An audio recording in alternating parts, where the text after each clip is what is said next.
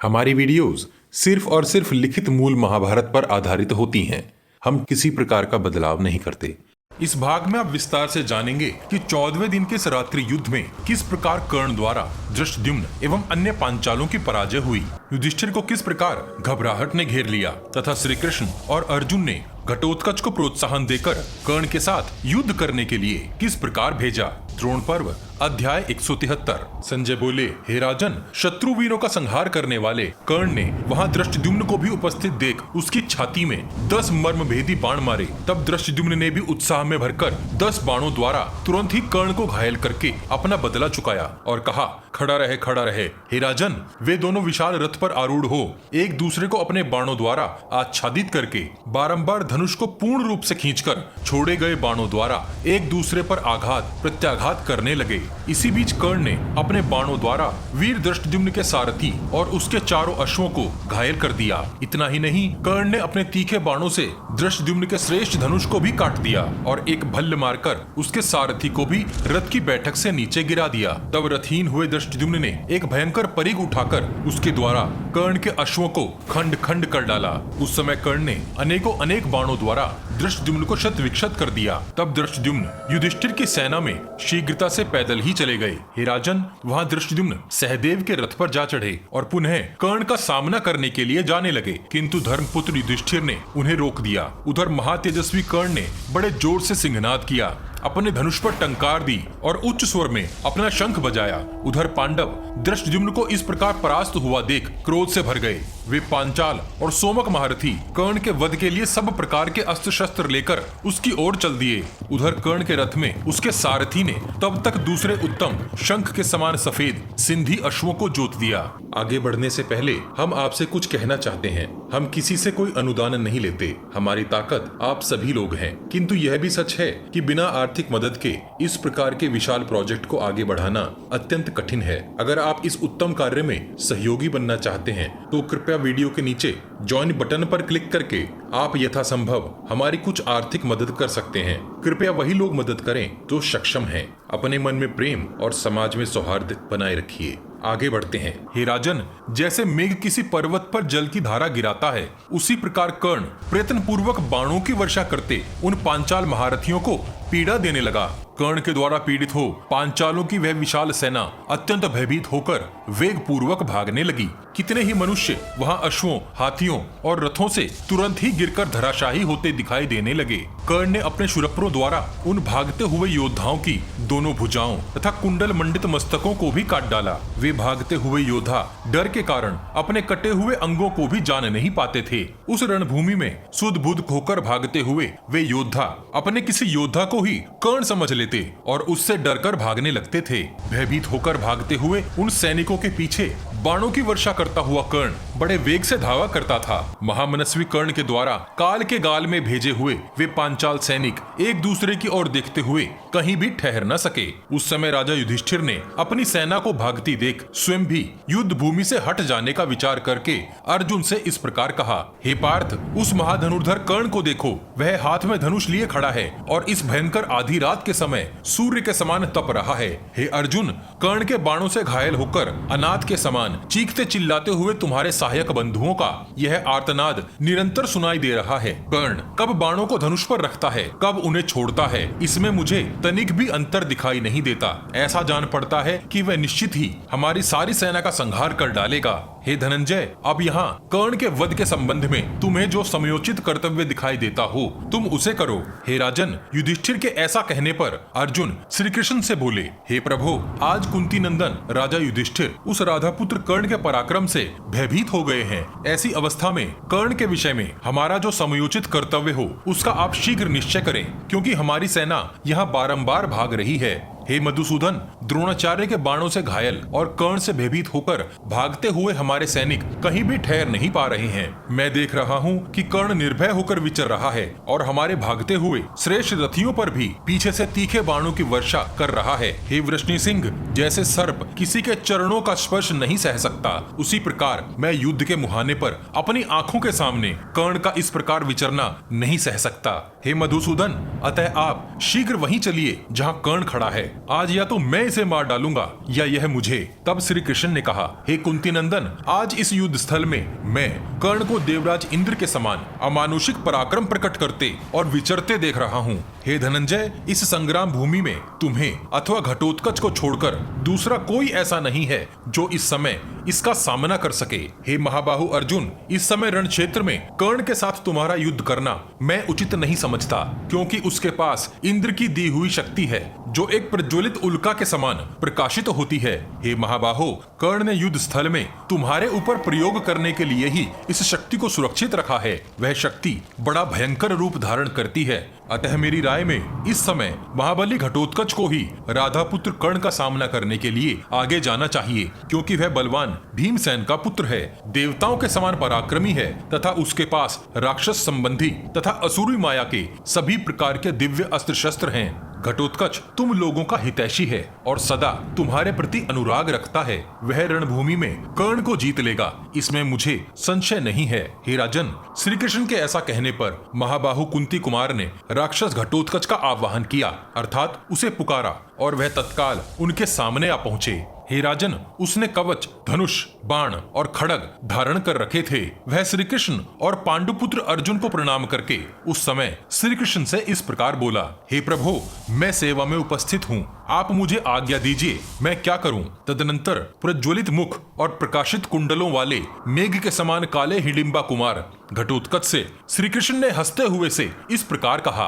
हे पुत्र घटोत्कच, मैं तुमसे जो कुछ कह रहा हूँ उसे ध्यान से सुनो और समझो। इस समय तुम्हारे लिए ही पराक्रम दिखाने का अवसर आन पड़ा है, किसी दूसरे के लिए नहीं। तुम्हारे ये सब बंधु संकट के समुद्र में डूबे जा रहे हैं। इस समय तुम इनके लिए नौका बन जाओ। तुम्हारे पास नाना प्रकार के अस्त्र शस्त्र हैं और तुम में राक्षसी माया का भी बल है। हे हिडिंबा नंदन, देखो, जैसे चरवाहा गायों को हाँकता है, उसी प्रकार युद्ध के मुहाने पर खड़ा हुआ कर्ण पांडवों की इस विशाल सेना को किस प्रकार खदेड़ रहा है। यह कर्ण महाधनुर्धर, बुद्धिमान और दृढ़ता पूर्वक पराक्रम प्रकट करने वाला है। पांडवों की सेनाओं में जो श्रेष्ठ क्षत्रिय वीर हैं, यह उनका विनाश कर रहा है। इसके बाणों की आग से संतप्त हुए हमारे सुदृढ़ धनुर्धर वीर भी युद्ध भूमि में ठहर नहीं पा रहे हैं। देखो, जैसे सिंह से पीड़ित हुए मृग भागते हैं, उसी प्रकार इस आधी रात के समय कर्ण के द्वारा की हुई बाण वर्षा से व्यथित हो ये पांचाल सैनिक भागे जा रहे हैं। हे भयंकर पराक्रमी वीर घटोत्कच, इस युद्ध स्थल में तुम्हारे सिवा दूसरा कोई ऐसा योद्धा नहीं है जो इस प्रकार आगे बढ़ने वाले कर्ण को यहाँ रोक सके। हे महाबाहो, इसलिए तुम अपने पिता और मामा के समान अस्त्र बल तथा अपनी प्रतिष्ठा के अनुरूप इस युद्ध में पराक्रम प्रकट करो। हे हिडिंबा कुमार, तुम अपने बंधु बांधवों को इस संकट से उबारो। हे घटोत्कच, पिता अपने इसी स्वार्थ के लिए पुत्रों की इच्छा करता है कि वे पुत्र मेरे हितैषी होकर मुझे इस लोक से परलोक में तार देंगे। हे भीमनंदन, संग्राम भूमि में युद्ध करते समय सदा तुम्हारा भयंकर बल बढ़ता है और तुम्हारी मायाएं विकट होती जाती हैं। हे परंतप, इस रात के समय कर्ण के बाणों से शत विक्षत होकर पांडव सैनिकों के पांव उखड़ गए हैं और वे कौरव सेना रूपी समुद्र में डूब रहे हैं। तुम उनके लिए यहाँ तट भूमि बन जाओ। रात्रि के समय राक्षसों का अनंत पराक्रम और भी बढ़ जाता है। वे बलवान होकर परम दुर्धर्ष, शूरवीर और पराक्रम पूर्वक विचरने वाले हो जाते हैं। तुम इस आधी रात के समय अपनी माया द्वारा रणभूमि में महाधनुर्धर कर्ण को मार डालो और दृष्टद्युम्न आदि अन्य पांडव सैनिक द्रोणाचार्य का वध करेंगे। हे राजन, श्री कृष्ण का यह वचन सुनकर अर्जुन ने भी शत्रुओं का दमन करने वाले राक्षस घटोत्कच से इस प्रकार कहा, हे पुत्र घटोत्कच, मेरी संपूर्ण सेनाओं में 3 ही वीर श्रेष्ठ माने गए हैं, तुम, महाबाहु सात्यकी तथा पांडुनंदन भीमसेन। अतः तुम इस निश्चित काल अर्थात रात में 12 से 3 बजे का समय में कर्ण के साथ द्वैरथ युद्ध करो और महारथी सात्यकी तुम्हारे पृष्ठ रक्षक होंगे। जैसे पूर्व काल में स्कंद के साथ रहकर इंद्र ने तारकासुर का वध किया था, उसी प्रकार तुम भी सात्यकी की सहायता पाकर रणभूमि में शूरवीर कर्ण को मार डालो। घटोत्कच ने कहा, हे महाबाहो, आप मुझे जैसा कह रहे हैं वैसा ही होगा। मैं आपका भेजा हुआ कर्ण के वध की इच्छा से आगे जा रहा हूँ। मैं कर्ण का सामना करने में तो समर्थ हूँ ही, द्रोणाचार्य का भी अच्छी तरह सामना कर सकता हूँ। अस्त्र विद्या के जानने वाले ये जो दूसरे महामनस्वी क्षत्रिय हैं, उनके साथ भी लोहा ले सकता हूँ। आज मैं इस रात में इस सूत पुत्र कर्ण के साथ ऐसा संग्राम करूंगा जिसकी चर्चा जब तक यह पृथ्वी रहेगी तब तक लोग करते रहेंगे। इस युद्ध में मैं न तो शूरवीरों को जीवित छोड़ूंगा, न डरने वालों को और न हाथ जोड़ने वालों को ही। इस समय राक्षस धर्म का आश्रय लेकर मैं इन सब का संहार कर डालूंगा। संजय बोले, हे राजन, श्रेष्ठ वीरों का संहार करने वाला महाबाहु हिडिंबा कुमार घटोत्कच ऐसा कहकर उस भयंकर युद्ध में आपकी सेना को भयभीत करता हुआ कर्ण का सामना करने के लिए बढ़ चला। क्रोध में भरे हुए उस प्रज्वलित मुख और चमकीले केशों वाले राक्षस को आते हुए देख पुरुष सिंह कर्ण ने हंसते हुए उसे अपने प्रतिद्वंदी के रूप में ग्रहण किया। हे राजन, संग्राम भूमि में गर्जना करते हुए कर्ण और घटोत्कच दोनों में इंद्र और प्रहलाद के समान युद्ध होने लगा।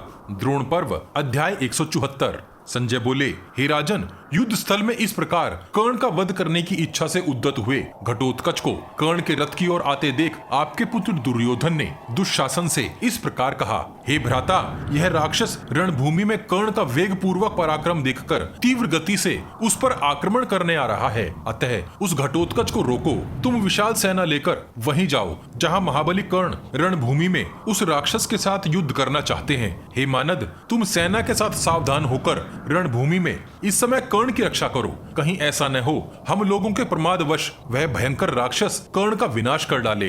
हे राजन, इसी समय जटासुर का बलवान पुत्र योद्धाओं में श्रेष्ठ एक अन्य राक्षस दुर्योधन के पास आकर इस प्रकार बोला, हे राजा दुर्योधन, यदि तुम्हारी आज्ञा हो तो मैं तुम्हारे विख्यात शत्रुओं रणदुर्मद पांडवों का उनके सेवकों सहित वध करना चाहता हूँ। मेरे पिता जटासुर राक्षसों के अगुआ थे।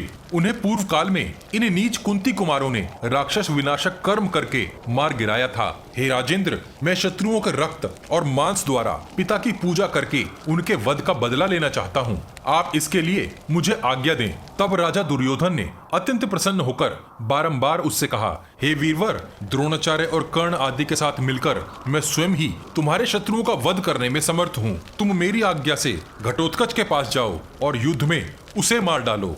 वह क्रूर कर्मा मनुष्य और राक्षस दोनों के अंश से उत्पन्न हुआ है। हाथियों, अश्वों तथा रथों का विनाश करने वाला आकाशचारी राक्षस घटोत्कच सदा पांडवों के हित में तत्पर रहता है। जाओ, तुम युद्ध में उसे मारकर यमलोक भेज दो। हे राजन, जटासुर के उस पुत्र का नाम अलम्बुश था। ध्यान रहे, महाभारत में अलम्बुश नाम के अन्य राक्षसों का भी उल्लेख मिलता है। उस विशालकाय राक्षस ने दुर्योधन से तथास्तु कहकर भीमसेन पुत्र घटोत्कच को ललकारा और उसके ऊपर नाना प्रकार के अस्त्र शस्त्रों की वर्षा आरंभ कर दी। जैसे आंधी बादलों को छिन्न भिन्न कर देती है, उसी प्रकार अकेले हिडिंबा कुमार घटोत्कच ने अलम्बुश, कर्ण तथा उस समय वहां उपस्थित कौरव सेना को भी मथ डाला। राक्षस अलम्बुश ने घटोत्कच का मायाबल देखकर उसके ऊपर तुरंत ही नाना प्रकार के बाण समूहों की वर्षा प्रारंभ कर दी और अपने बाण समूहों से पांडव सेना को खदेड़ना आरंभ कर दिया। हे राजन, उसके खदेड़े हुए पांडव सैनिक हवा के उड़ाए हुए बादलों के समान उस निश्चित काल में चारों ओर बिखर गए। हे राजन, इसी प्रकार घटोत्कच के बाणों से छिन्न भिन्न हुई आपकी सेना भी अपनी मशाले फेंककर आधी रात के समय सब ओर भाग निकली। तब क्रोध में भरे हुए अलम्बुश ने घटोत्कच को 10 बाणों से घायल कर दिया, मानो महावत ने महान गजराज को अंकुशों से मार दिया हो। यह देख अत्यंत भयंकर गर्जना करते हुए घटोत्कच ने अलम्बुश के सारथी, अश्वों और संपूर्ण अस्त्र शस्त्रों को तिल तिल करके काट डाला। तत्पश्चात जैसे मेघ मेरु पर्वत पर जल की वर्षा करता है, उसी प्रकार उसने भी कर्ण पर, अन्यान्य सहस्त्रों कौरव योद्धाओं पर तथा अलम्बुश पर भी अपने बाण समूहों की वर्षा प्रारंभ कर दी। उस राक्षस से पीड़ित हुई संपूर्ण चतुरंगिनी कौरव सेना विक्षुब्ध हो उठी और आपस में ही एक दूसरे को नष्ट करने लगी। हे राजन, उस समय सारथी के मारे जाने पर रथहीन हुए अलम्बुश ने रणभूमि में कुपित हो घटोत्कच को बड़े जोर से मुक्का मारा। उसके मुक्के की मार खाकर घटोत्कच उसी प्रकार कांप उठा जैसे भूकंप होने पर वृक्ष सहित पर्वत हिलने लगता है। तत्पश्चात भीमसेन पुत्र घटोत्कच ने अपनी परिग जैसी मोटी बाह के मुक्के से जटासुर के पुत्र को बहुत देर तक मारा। क्रोध में भरे हुए घटोत्कच ने उसे अच्छी तरह मत कर तुरंत ही धरती पर दे मारा। अपनी दोनों भुजाओं द्वारा उसे भूतल पर रगड़ना आरंभ कर दिया। तब जटासुर का वह पुत्र अपने आप को घटोत्कच के बंधन से छुड़ाकर पुनः उठ गया और बड़े वेग से उसकी ओर झपटा। अलम्बुश ने भी झपटा देकर रणभूमि में घटोत्कच को उठाकर पटक दिया और रोषपूर्वक वह भी उसे पृथ्वी पर रगड़ने लगा। गरजते हुए उन दोनों विशालकाय राक्षसों का वह युद्ध बड़ा ही भयंकर और रोमांचकारी था। एक ने आग बनकर आक्रमण किया तो दूसरे ने महासागर बनकर उसे बुझा दिया। इसी प्रकार एक तक्षक नाग बना तो दूसरा गरुड़, फिर एक मेघ बना तो दूसरा प्रचंड वायु, एक महान पर्वत बनकर खड़ा हुआ तो दूसरा वज्र बनकर उस पर टूट पड़ा। वे हाथी और सिंह के समान तथा सूर्य और राहु के समान लड़े। इस प्रकार वे अलम्बुश और घटोत्कच एक दूसरे की वध की इच्छा से सैकड़ों मायाओं की सृष्टि करते हुए परस्पर अत्यंत विचित्र युद्ध करने लगे।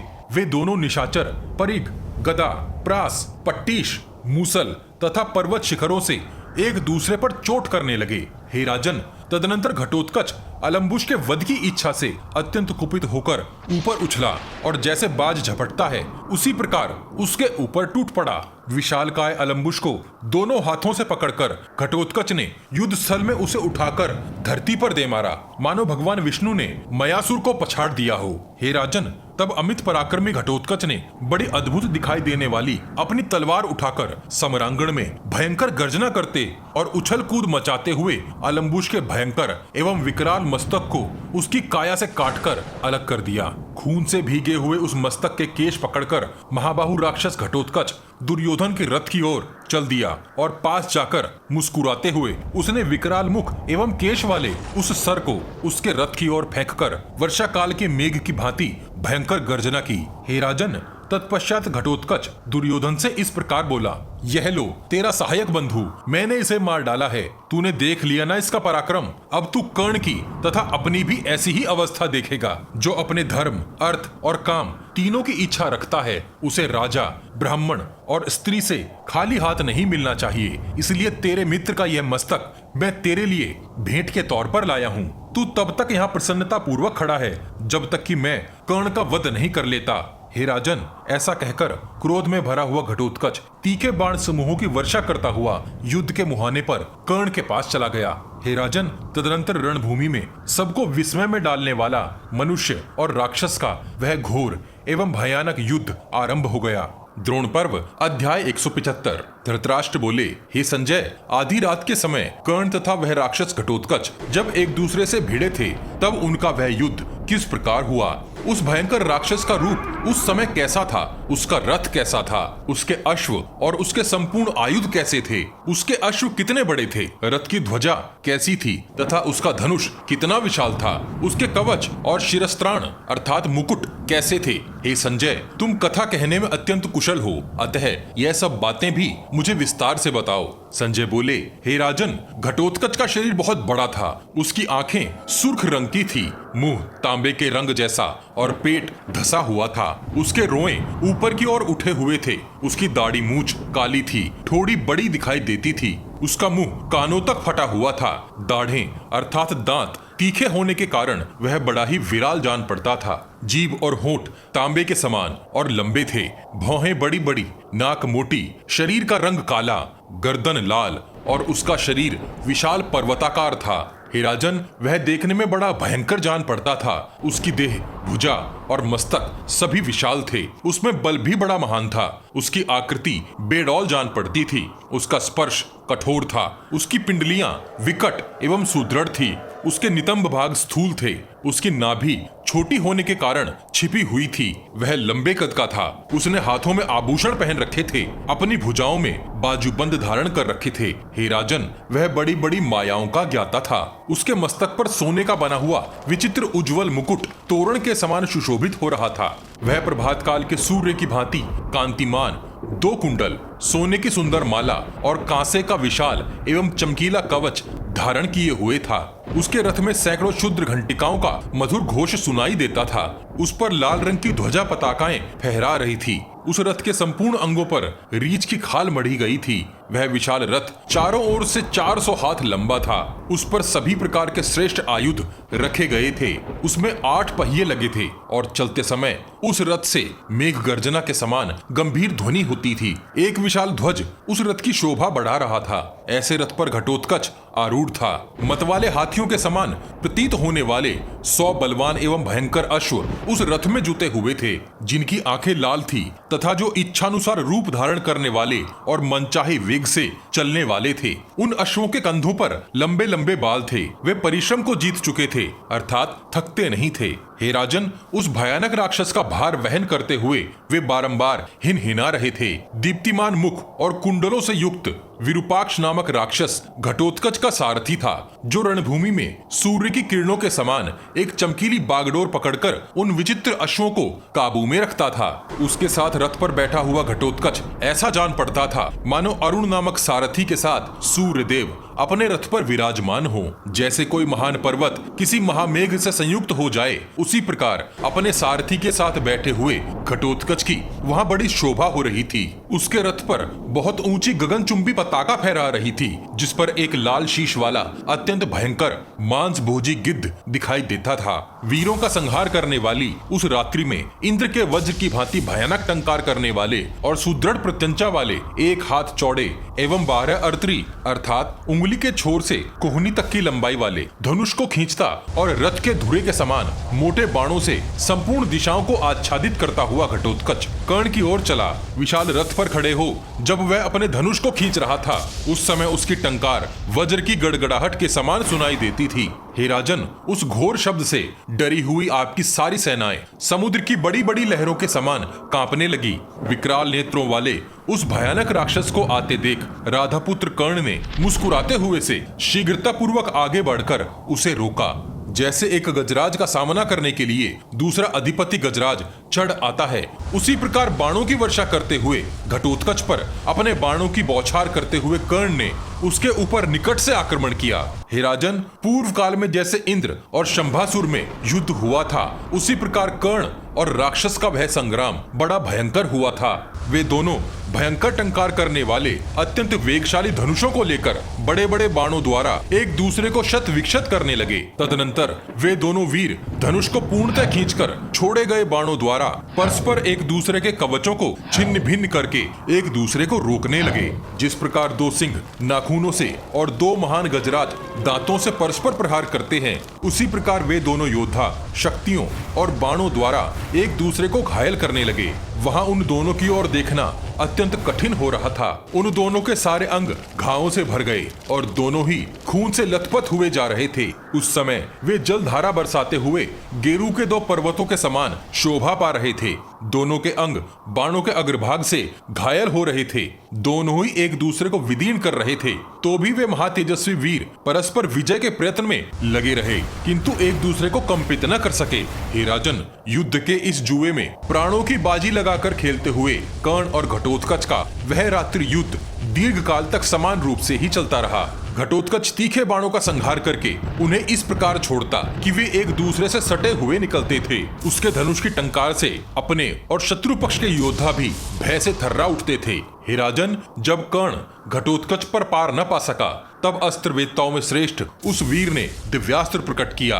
कर्ण को दिव्यास्त्र का संधान करते देख घटोत्कच ने अपनी राक्षसी माया प्रकट की। वह तत्काल ही शूल, मुद्रर अर्थात हथौड़े, शिलाखंड और वृक्ष हाथ में लिए हुए अनेकों अनेक घोर रूपधारी राक्षसों की विशाल सेना से घिर गया।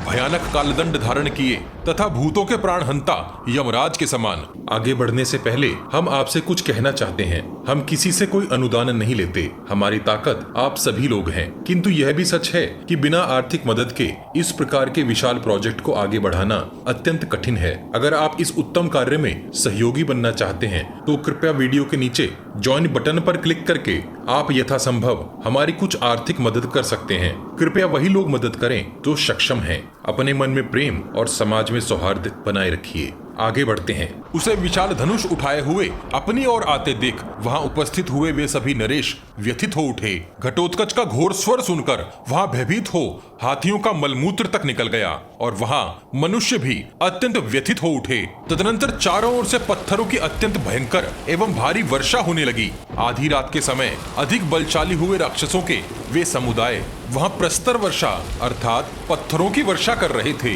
लोहे के चक्र, भुषुंडी, शक्ति, तोमर, शूल, शतघ्नि और पट्टीश आदि अस्त्र शस्त्रों की अविरल धाराएं बरस रही थी। हे राजन, उस अत्यंत भयंकर और उग्र संग्राम को देखकर आपके पुत्र और अनेक योद्धा भयभीत होकर भाग चले। अपने अस्त्र बल की स्वयं प्रशंसा करने वाला एकमात्र कर्ण ही वहां खड़ा रहा। उसके मन में उस समय तनिक भी व्यथा नहीं हुई। उसने अपने बाणों से घटोत्कच द्वारा निर्मित उस माया को नष्ट कर दिया। उस माया के नष्ट हो जाने पर घटोत्कच ने अमर्ष में भरकर अनेक भयंकर बाण छोड़े जो कर्ण के शरीर में जा लगे और उन्हें चोट पहुंचाकर भूमि में समा गए। इससे शीघ्रता पूर्वक हाथ चलाने वाला प्रतापी वीर कर्ण अत्यंत कुपित हो उठा। उसने घटोत्कच को 10 बाणों से घायल कर दिया। कर्ण के द्वारा विदीर्ण होकर अत्यंत व्यथित हुए घटोत्कच ने दिव्य सहस्त्रार चक्र हाथ में लिया अर्थात उस चक्र के किनारे पर अनगिनत छुरे लगे हुए थे। मणि एवं रत्नों से विभूषित वह चक्र प्रातःकालीन सूर्य के समान प्रतीत होता था। क्रोध में भरे हुए भीमसेन कुमार घटोत्कच ने अधिरथ पुत्र कर्ण को मार डालने की इच्छा से उस चक्र को चला दिया, परंतु अत्यंत वेग से फेंका गया वह घूमता हुआ चक्र कर्ण के बाणों द्वारा आहत हो किसी भाग्यहीन के संकल्प की भांति व्यर्थ होकर पृथ्वी पर गिर पड़ा। उस चक्र को निष्फल हुआ देख घटोत्कच ने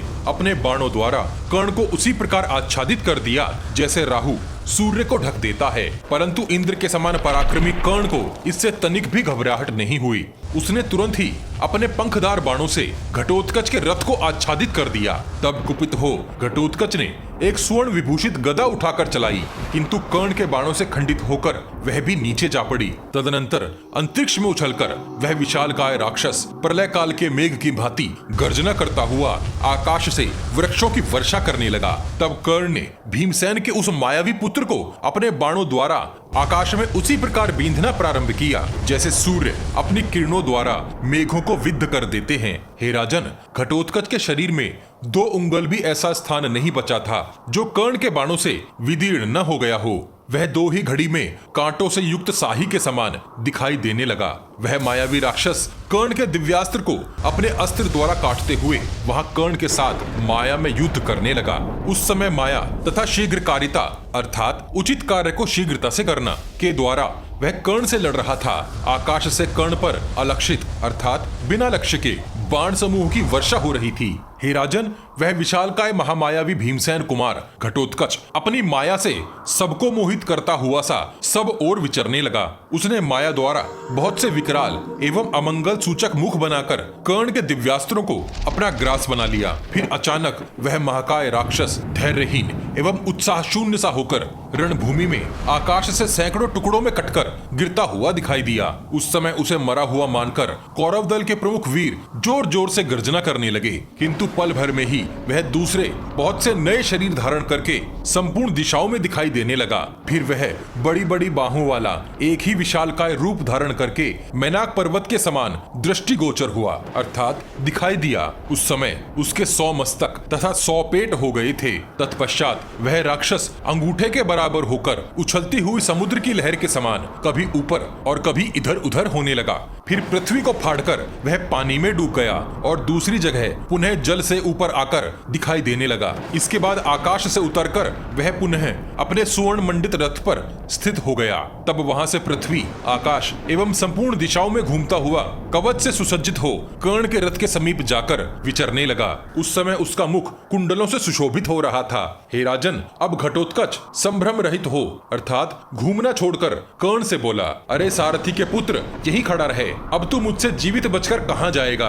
आज मैं इस युद्ध में तेरा सारा हौसला मिटा दूंगा। क्रोध से लाल आंखें किए वह क्रूर पराक्रमी राक्षस ऐसी बात कहकर आकाश में उछलता और बड़े जोर से अट्टहास करने लगा। फिर जैसे कोई सिंह किसी गजराज पर चोट करता है, उसी प्रकार वह कर्ण पर आघात करने लगा। जैसे बादल पर्वत पर जल की धारा बरसाता है, उसी प्रकार घटोत्कच रथियों में श्रेष्ठ कर्ण पर रथ के धुरे के समान मोटे मोटे बाणों की वर्षा करने लगा। अपने ऊपर प्राप्त हुई उस बाण वर्षा को कर्ण ने दूर से ही काट गिराया। हे राजन, कर्ण के द्वारा अपनी माया को नष्ट हुई देख घटोत्कच ने अदृश्य होकर पुनः दूसरी माया की सृष्टि की। वह हरे भरे वृक्षों से सुशोभित एक अत्यंत ऊंचा महान पर्वत बन गया और उससे पानी के झरने की भांति शूल, प्रास, खड़ग और मूसल आदि अस्त्र शस्त्रों का स्रोत बहने लगा। घटोत्कच को वैसा विचित्र पर्वत बना देखकर भी कर्ण के मन में तनिक भी क्षोभ नहीं हुआ। उसने मुस्कुराते हुए से अपना एक दिव्यास्त्र प्रकट किया। उस दिव्यास्त्र द्वारा दूर फेंका गया वह पर्वतराज घटोत्कच क्षण भर में अदृश्य हो गया और पुनः आकाश में इंद्रधनुष सहित काला मेघ बनकर वह अत्यंत भयंकर राक्षस कर्ण पर पत्थरों की वर्षा करने लगा। तब अस्त्रवेत्ताओं में श्रेष्ठ दानवीर कर्ण ने वायव्यास्त्र का संधान करके उस काले मेघ को नष्ट कर दिया। हे राजन, कर्ण ने अपने बाण समूहों द्वारा सारी दिशाओं को आच्छादित करके घटोत्कच द्वारा चलाए गए अस्त्रों को काट डाला। तब उस महाबली भीमसेन कुमार ने जोर जोर से हंसकर कर्ण के प्रति अपनी महामाया प्रकट की। उस समय कर्ण ने उस श्रेष्ठ घटोत्कच को पुनः रथ पर बैठकर आते देखा। उसके मन में तनिक भी घबराहट नहीं थी। सिंह, शार्दूल और मतवाले गजराज के समान पराक्रमी बहुत से राक्षस उसे घेरे हुए थे। उन राक्षसों में से कुछ हाथियों पर, कुछ रथों पर और कुछ अश्वों पर सवार थे और अस्त्र शस्त्र, कवच और आभूषण धारण किए हुए थे। देवताओं से घिरे हुए इंद्र के समान उस घटोत्कच को सामने देखकर महाधनुधर कर्ण ने उस निशाचर के साथ युद्ध आरंभ किया। तदनंतर घटोत्कच ने कर्ण को 5 बाणों से घायल करके समस्त राजाओं को भयभीत करते हुए वहां भयानक गर्जना की। तत्पश्चात अंजलिक नामक बाण मारकर घटोत्कच ने कर्ण के हाथ में स्थित विशाल धनुष को उसके बाण समूहों सहित शीघ्रता से काट डाला। तब कर्ण ने भार सहन करने में समर्थ दूसरा विशाल, सुदृढ़ एवं इंद्रधनुष के समान ऊंचा धनुष हाथ में लेकर उसे बलपूर्वक खींचा। हे राजन, तदनंतर कर्ण ने उन आकाशचारी राक्षसों को लक्ष्य करके स्वर्ण के पंख वाले बहुत से शत्रुनाशक बाण चलाए। उन बाणों से पीड़ित हुए चौड़ी छाती वाले राक्षसों का वह समूह सिंह के सताए हुए जंगली हाथियों के झुंड की भांति व्याकुल हो उठा। जैसे प्रलय काल में भगवान अग्निदेव संपूर्ण भूतों को भस्म कर डालते हैं, उसी प्रकार शक्तिशाली कर्ण ने अपने बाणों द्वारा उन अश्वों, उनके सारथी और हाथियों सहित उन राक्षसों को संतप्त करके वहां जला डाला। जैसे पूर्व काल में प्रभु महेश्वर आकाश में त्रिपुरासुर का दाह करके सुशोभित हुए थे, उसी प्रकार उस राक्षस सेना का संहार करके शत्रुसूदन कर्ण बड़ी शोभा पाने लगा। हे राजन, पांडव पक्ष के सहस्त्रों राजाओं में से कोई भी भूपाल उस समय कर्ण की ओर आंख उठाकर भी नहीं देख सकता था। हे राजन, क्रोध में भरे हुए यमराज के समान भयंकर बल पराक्रम से संपन्न महाबली राक्षस राज घटोत्कच को छोड़कर दूसरा कोई उस समय कर्ण का सामना न कर सका। हे राजन, जैसे मशालों से जलती हुई तेल की बूंदें गिरती हैं, उसी प्रकार क्रुद्ध हुए घटोत्कच के दोनों नेत्रों से आग की चिंगारियां निकल रही थी। उसने उस समय हाथ से हाथ मलकर, दांतों से अपने होठ चबाकर पुनः हाथी जैसे बलवान एवं पिशाचों के मुख वाले प्रखर अश्वों से जुते हुए माया निर्मित रथ पर बैठकर अपने सारथी से कहा, तुम मुझे इस सूतपुत्र कर्ण के पास ले चलो। हे राजन, ऐसा कहकर रथियों में श्रेष्ठ घटोत्कच पुनः उस भयंकर रथ के द्वारा सूतपुत्र कर्ण के साथ द्वैरथ करने के लिए आगे बढ़ा। उस राक्षस ने कुपित होकर पुनः कर्ण पर 8 चक्रों से युक्त एक अत्यंत भयंकर रुद्र निर्मित अश्नि चलाई। उसकी ऊंचाई 2 योजन और लंबाई चौड़ाई 1-1 योजन की थी। लोहे की बनी हुई उस शक्ति में शूल धसे थे। इससे वह केसरों से युक्त कदम पुष्प के समान जान पड़ती थी। तब कर्ण ने अपना विशाल धनुष नीचे रख दिया और उछलकर उस अश्नि को हाथ से पकड़ लिया, फिर उसे घटोत्कच पर ही फेंक दिया। घटोत्कच अति शीघ्र ही उस रथ से कूद पड़ा। वह अतिशय प्रभापूर्ण अश्नि अश्वों, सारथी और ध्वज सहित घटोत्कच के रथ को भस्म करके धरती फाड़कर उसमें समा गई। यह देख वहां खड़े हुए सब देवता बड़े ही आश्चर्यचकित हो उठे। उस समय वहां संपूर्ण प्राणी कर्ण की घोर प्रशंसा करने लगे, क्योंकि उसने महादेव जी की बनाई हुई उस विशाल अश्नि को अनायास ही उछलकर पकड़ लिया था। रणभूमि में ऐसा भयंकर पराक्रम करके कर्ण पुनः अपने रथ पर आ बैठा और अपने नाराजों की वर्षा करने लगा। हे राजन, उस भयंकर संग्राम में कर्ण ने उस समय जो कार्य किया था, उसे संपूर्ण प्राणियों में दूसरा कोई नहीं कर सकता था। जैसे पर्वत पर जल की धाराएं गिरती हैं, उसी प्रकार कर्ण के नाराजों के प्रहार से आहत हुआ घटोत्कच गंधर्व नगर के समान पुनः अदृश्य हो गया। इस प्रकार शत्रुओं का संहार करने वाले विशालकाय घटोत्कच ने अपनी माया तथा अस्त्र संचालन की शीघ्रता से कर्ण के उन दिव्यास्त्रों को नष्ट कर दिया। उस राक्षस द्वारा माया से अपने अस्त्रों को नष्ट होता देख कर्ण के मन में तनिक भी घबराहट नहीं हुई। वह उस राक्षस घटोत्कच के साथ युद्ध करता ही रहा। हे राजन, तत्पश्चात क्रोध में भरे हुए महाबली घटोत्कच ने महारथियों को भयभीत करते हुए अपने बहुत से रूप बना लिए। तदनंतर संपूर्ण दिशाओं से सिंह, व्याघ्र, तरक्षु, एक प्रकार का बाघ, अग्निमय जिह्वा वाले सर्प तथा लोहमय चोंच वाले पक्षी आक्रमण करने लगे। उस समय घटोत्कच की ओर देखना कठिन हो रहा था। वह कर्ण के धनुष से छूटे हुए शिखाहीन बाणों द्वारा आच्छादित हो गया और वहीं अंतर्ध्यान हो गया। उस समय बहुत से राक्षस, पिशाच, यातुधान, कुत्ते और विकराल मुख वाले भेड़िए कर्ण को काटने के लिए सब ओर से उस पर टूट पड़े और अपनी भयंकर गर्जनाओं द्वारा उसे भयभीत करने लगे। कर्ण ने अपने बहुत से भयंकर आयुधों तथा बाणों द्वारा उनमें से प्रत्येक को वहीं बींध डाला। अपने दिव्यास्त्र से उस राक्षसी माया का विनाश करके उसने झुकी हुई गांठ वाले बाणों से घटोत्कच के अश्वों को पुनः मार डाला। उन घोड़ों के सारे अंग शत विक्षत हो गए थे। बाणों की मार से उनके पृष्ठभाग फट गए थे। उस राक्षस के देखते देखते वे पृथ्वी पर गिर पड़े। इस प्रकार अपनी माया नष्ट हो जाने पर हिडिंबा कुमार घटोत्कच ने कर्ण से कहा, यह ले, मैं अभी तेरी मृत्यु का आयोजन करता हूँ। ऐसा कहकर वह वहीं अदृश्य हो गया। द्रोण पर्व अध्याय 176। संजय बोले, हे राजन, इस प्रकार कर्ण और घटोत्कच का वह युद्ध चल ही रहा था कि एक पराक्रमी राक्षसराज अलायुध वहां आ पहुंचा। वह अनेक विकराल रूप वाले राक्षसों से घिरकर अपनी विशाल सेना के साथ दुर्योधन के पास आया था। उसके साथ अनेक रूप धारण करने वाले वीर राक्षस थे। वह पूर्व काल के वैर का स्मरण करके वहां आया था। हे राजन, उसके कुटुंब का एक बंधु ब्राह्मण भक्षी बकासुर भीमसेन के द्वारा मारा गया था। उसके सखा हिडिंब और महातेजस्वी किरमीर भी उन्हीं के हाथों से मारे गए थे। इस प्रकार दीर्घ काल से अपने मन में रखे हुए उस वैर को वह बारंबार स्मरण कर रहा था।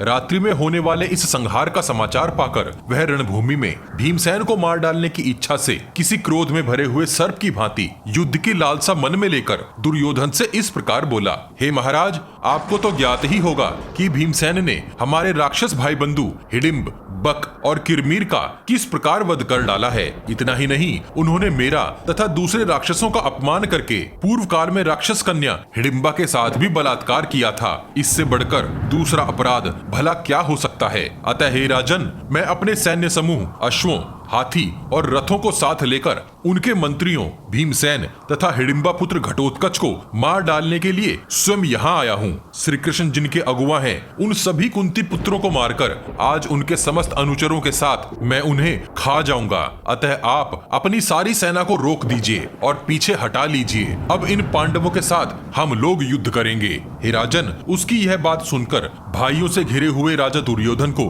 बड़ी प्रसन्नता हुई। उसने अलायुध का प्रस्ताव स्वीकार करते हुए ये बात कही, हे राक्षसराज, सैनिकों सहित तुम्हें आगे रखकर हम लोग भी शत्रुओं के साथ युद्ध करेंगे, क्योंकि जिनका मन इस पुराने वैर का अंत करने में लगा हुआ है, वे मेरे सैनिक यहाँ चुपचाप खड़े नहीं रहेंगे। हे राजन, राजा दुर्योधन से इस प्रकार कहकर राक्षसराज अलायुध तुरंत ही राक्षसों के साथ भीमसेन पुत्र घटोत्कच के सामने जाने लगा। हे राजन, उस समय उसका शरीर देदीप्यमान अर्थात प्रकाशपूर्ण हो रहा था। वह भी सूर्य के समान तेजस्वी वैसे ही रथ पर आरूढ़ होकर गया जैसे रथ पर घटोत्कच आया था। उसका विशाल रथ भी विचित्र शोभा पा रहा था। उसकी भयंकर घरघराहट भी अनुपम थी। उसके रथ पर भी रीछ की खाल मढ़ी हुई थी और उसकी लंबाई चौड़ाई भी 400 हाथ थी। उसके रथ में जुते हुए अश्व भी हाथी के समान मोटे शरीर वाले, शीघ्रगामी और उच्च स्वर में हिनहिनाने वाले थे। उनकी संख्या भी 100 थी। वे विशालकाय अश्व मांसाहारी थे।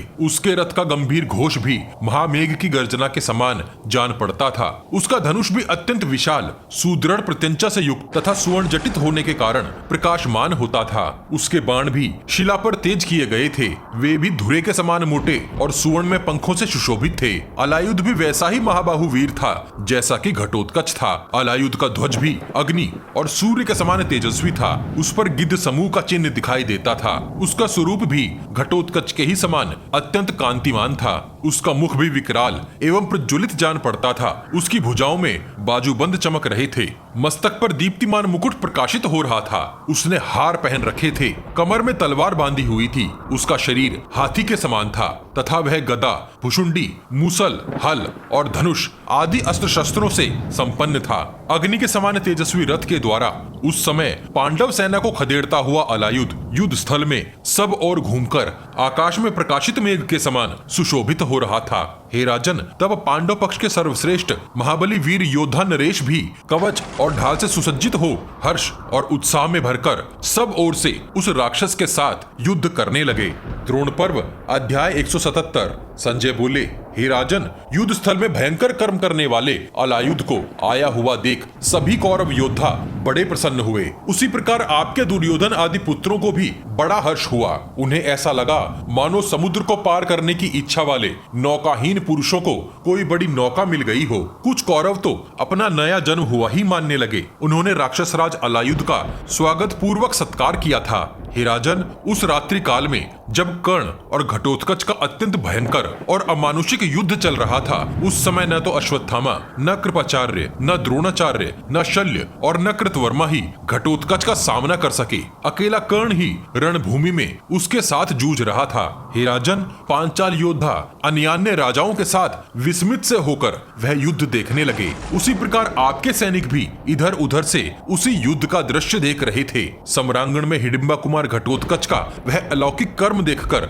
घबराए हुए द्रोणाचार्य, अश्वत्थामा और कृपाचार्य आदि चिल्ला चिल्लाकर कहने लगे थे कि अब हमारी यह सेना नहीं बचेगी। हे राजन, कर्ण को घटोत्कच के बीच फंसा देखकर और अपने जीवन से निराश होकर आपकी सारी सेना उद्विग्न हो उठी थी। सर्वत्र हाहाकार मचा हुआ था। वहां सबके होश उड़ गए थे। उस समय कर्ण को बड़े भारी संकट में देख दुर्योधन ने राक्षस राज अलायुध को बुलाकर इस प्रकार कहा, हे वीरवर, देखो वहां कर्ण हिडिंबा कुमार घटोत्कच के साथ जूझ रहा है। युद्ध स्थल में जहां तक इसके प्रयत्न से होना संभव है, वहां तक यह महान कर्ण पराक्रम प्रकट कर रहा है। इस भीमसेन के पुत्र ने नाना प्रकार के शस्त्रों द्वारा जिन शूरवीर नरेशों को घायल करके मार डाला है, वे किसी हाथी के गिराए हुए वृक्षों के समान यहाँ पड़े हैं। इन्हें तनिक देखो। हे वीर, तुम्हारी अनुमति से ही इस युद्ध में इन संपूर्ण राजाओं के बीच इस घटोत्कच को मैंने तुम्हारा शत्रु नियत किया है। अतः जाओ और अपना पराक्रम करके इसे मार डालो। हे शत्रुसूदन, कहीं ऐसा न हो कि यह पापी घटोत्कच माया बल का आश्रय लेकर कर्ण को पहले ही नष्ट कर दे। राजा दुर्योधन के ऐसा कहने पर उस भयंकर पराक्रमी महाबाहु राक्षस ने बहुत अच्छा कहकर घटोत्कच पर धावा किया। हे राजन, तब घटोत्कच ने भी कर्ण को छोड़कर अपने समीप आते हुए अलायुध को बाणों द्वारा पीड़ित करना आरंभ किया। फिर तो क्रोध में भरे हुए उन दोनों राक्षस राजों में वन के भीतर हथीनी के समान लड़ने वाले दो मतवाले हाथियों के समान घोर युद्ध होने लगा। घटोत्कच से छूटने पर रथियों में श्रेष्ठ कर्ण ने भी सूर्य के समान तेजस्वी रथ के द्वारा भीमसेन पर धावा किया। अपनी ओर आते हुए कर्ण की उपेक्षा करके भीमसेन अपने पुत्र घटोत्कच को अलायुध का ग्रास बनते देख अपने सूर्य के समान तेजस्वी रथ के द्वारा बाण समूह की वर्षा करते हुए अलायुध के रथ की ओर बड़े वेग से बढ़े। हे राजन, उस समय वहां भीमसेन को आया देख अलायुध ने घटोत्कच को छोड़कर भीमसेन को बड़े वेग से ललकारा। हे राजन, राक्षसों का विनाश करने में सक्षम भीमसेन ने सहसा निकट जाकर राक्षस राज अलायुध को अपने बाणों की वर्षा से ढक दिया। उसी प्रकार अलायुध भी कुंती कुमार भीमसेन पर शिला पर तेज किए हुए बाणों की बारंबार वर्षा करने लगा। हे राजन, आपके पुत्रों की विजय चाहने वाले वे समस्त भयंकर राक्षस हाथों में नाना प्रकार के अस्त्र शस्त्र लेकर भीमसेन पर टूट पड़े। बहुत से योद्धाओं की मार खाकर महाबली भीमसेन ने उन सबको 5-5 तीखे बाणों से घायल कर दिया। भीमसेन के बाणों की चोट खाकर वे क्रूर बुद्धि राक्षस भयंकर चीत्कार करने और दसों दिशाओं में भागने लगे। अपने उन राक्षसों को भयभीत होते देख महाबली राक्षस अलायुध ने बड़े वेग से भीमसेन पर धावा किया और उन पर बाणों की बौछार कर डाली। तब भीमसेन ने अपने बाणों से अलायुध को शत विक्षत कर दिया। अलायुध ने भीमसेन के चलाए हुए कुछ बाणों को रणभूमि में काट दिया और कुछ बाणों को बड़ी शीघ्रता के साथ हाथ से ही पकड़ लिया। परंतु भयंकर पराक्रमी भीमसेन ने अलायुध को ऐसा पराक्रम करते देख उस समय उसके ऊपर वज्रपात के समान अपनी भयंकर गदा बड़े वेग से दे मारी। ज्वाला से व्याप्त हुई उस गदा को वेग से आती देख अलायुध ने उस पर अपनी गदा से आघात किया। फिर वह गदा भीम के पास ही लौट आई। तत्पश्चात कुंती कुमार भीमसेन ने अलायुध पर बाणों की झड़ी लगा दी, परंतु उस राक्षस ने अपने तीखे बाणों द्वारा उनके ये सभी बाण व्यर्थ कर दिए। उस रात भयंकर रूपधारी अन्य राक्षसों ने भी राक्षस राज अलायुध की आज्ञा से कितने ही रथों और हाथियों को नष्ट कर दिया। उन राक्षसों से अत्यंत पीड़ित होकर पांचाल और संजय वंशी क्षत्रिय तथा उनके अश्व और बड़े बड़े हाथी कहीं भी शांति न पा सके। उस महाभयंकर महायुद्ध को देखकर कमल नयन श्री कृष्ण ने अर्जुन से इस प्रकार कहा, हे पांडु नंदन, देखो महाबाहु भीमसेन राक्षस राज अलायुध के वश में पड़ गए हैं। तुम शीघ्र उन्हीं के मार्ग पर चलो। इस समय कोई दूसरा विचार मन में न लाओ। धृष्टद्युम्न, शिखंडी तथा साथ रहने वाले युधामन्यु और उत्तमौजा तथा द्रौपदी के 5 पुत्र, ये सभी महारथी एक साथ होकर कर्ण पर धावा करें। हे पांडुपुत्र नकुल, सहदेव और पराक्रमी सात्यकी, ये सभी तुम्हारे आदेश से अन्य राक्षसों का वध करें। हे महाबाहु, तुम भी द्रोणाचार्य जिसके अगुवा हैं, उस कौरव सेना को आगे बढ़ने से रोको, क्योंकि इस समय पांडव सेना पर महान भय आ पहुंचा है। श्री कृष्ण के ऐसा कहने पर वे सभी महारथी आदेश अनुसार रणभूमि में वैकर्तन, कर्ण तथा अलायुध के राक्षसों का सामना करने के लिए चल दिए। तदनंतर प्रतापी राक्षसराज अलायुध ने धनुष को पूर्णतः खींचकर छोड़े गए विषधर सर्प के समान भयंकर बाणों द्वारा भीमसेन के धनुष को काट डाला। साथ ही उस महाबली निशाचर ने युद्ध में भीमसेन के देखते देखते पैने बाणों द्वारा उनके सारथी और अश्वों को भी मार डाला। अश्वों और सारथी के मारे जाने पर रथ की बैठक से नीचे उतरकर गरजते हुए भीमसेन ने उस राक्षस पर अपनी भारी एवं भयंकर गदा दे मारी। भयानक शब्द उत्पन्न करने वाली उस विशाल गदा को आती देख भयंकर राक्षस अलायुध ने अपनी गदा से उस पर आघात किया और बड़े जोर से गर्जना की। अलायुध के उस भयदायक घोर कर्म को देखकर भीमसेन का हृदय अचानक हर्ष और उत्साह से भर गया। ऐसा लगा मानो उनका कोई मनचाहा काम हुआ हो। उन्होंने शीघ्र ही गदा हाथ में उठा ली। फिर उन दोनों की गदाओं के टकराने की आवाज से भूतल को अत्यंत कंपित करते हुए उन दोनों मनुष्य और राक्षस में वहां भयंकर युद्ध होने लगा। गदा से छूटते ही वे दोनों फिर एक दूसरे से गुथ गए और वज्रपात किसी आवाज करने वाले अपने मुक्कों से एक दूसरे को मारने लगे। तत्पश्चात अमर्ष में भरकर वे दोनों रथ के पहियों, जुओं, धुरों, बैठकों और अन्य जो भी वस्तुएं समीप मिल जाती उसी से एक दूसरे पर चोट करने लगे। पांडवों के हित में तत्पर रहने वाले श्री कृष्ण ने जब वह युद्ध देखा तब भीमसेन की रक्षा के लिए हिडिंबा कुमार घटोत्कच को जाने का संकेत किया। द्रोण पर्व अध्याय 178। संजय बोले, हे राजन, राक्षस के चंगुल में फंसे हुए भीमसेन को निकट से देखकर श्री कृष्ण ने घटोत्कच से यह बात कही, हे महातेजस्वी महाबाहु वीर, देखो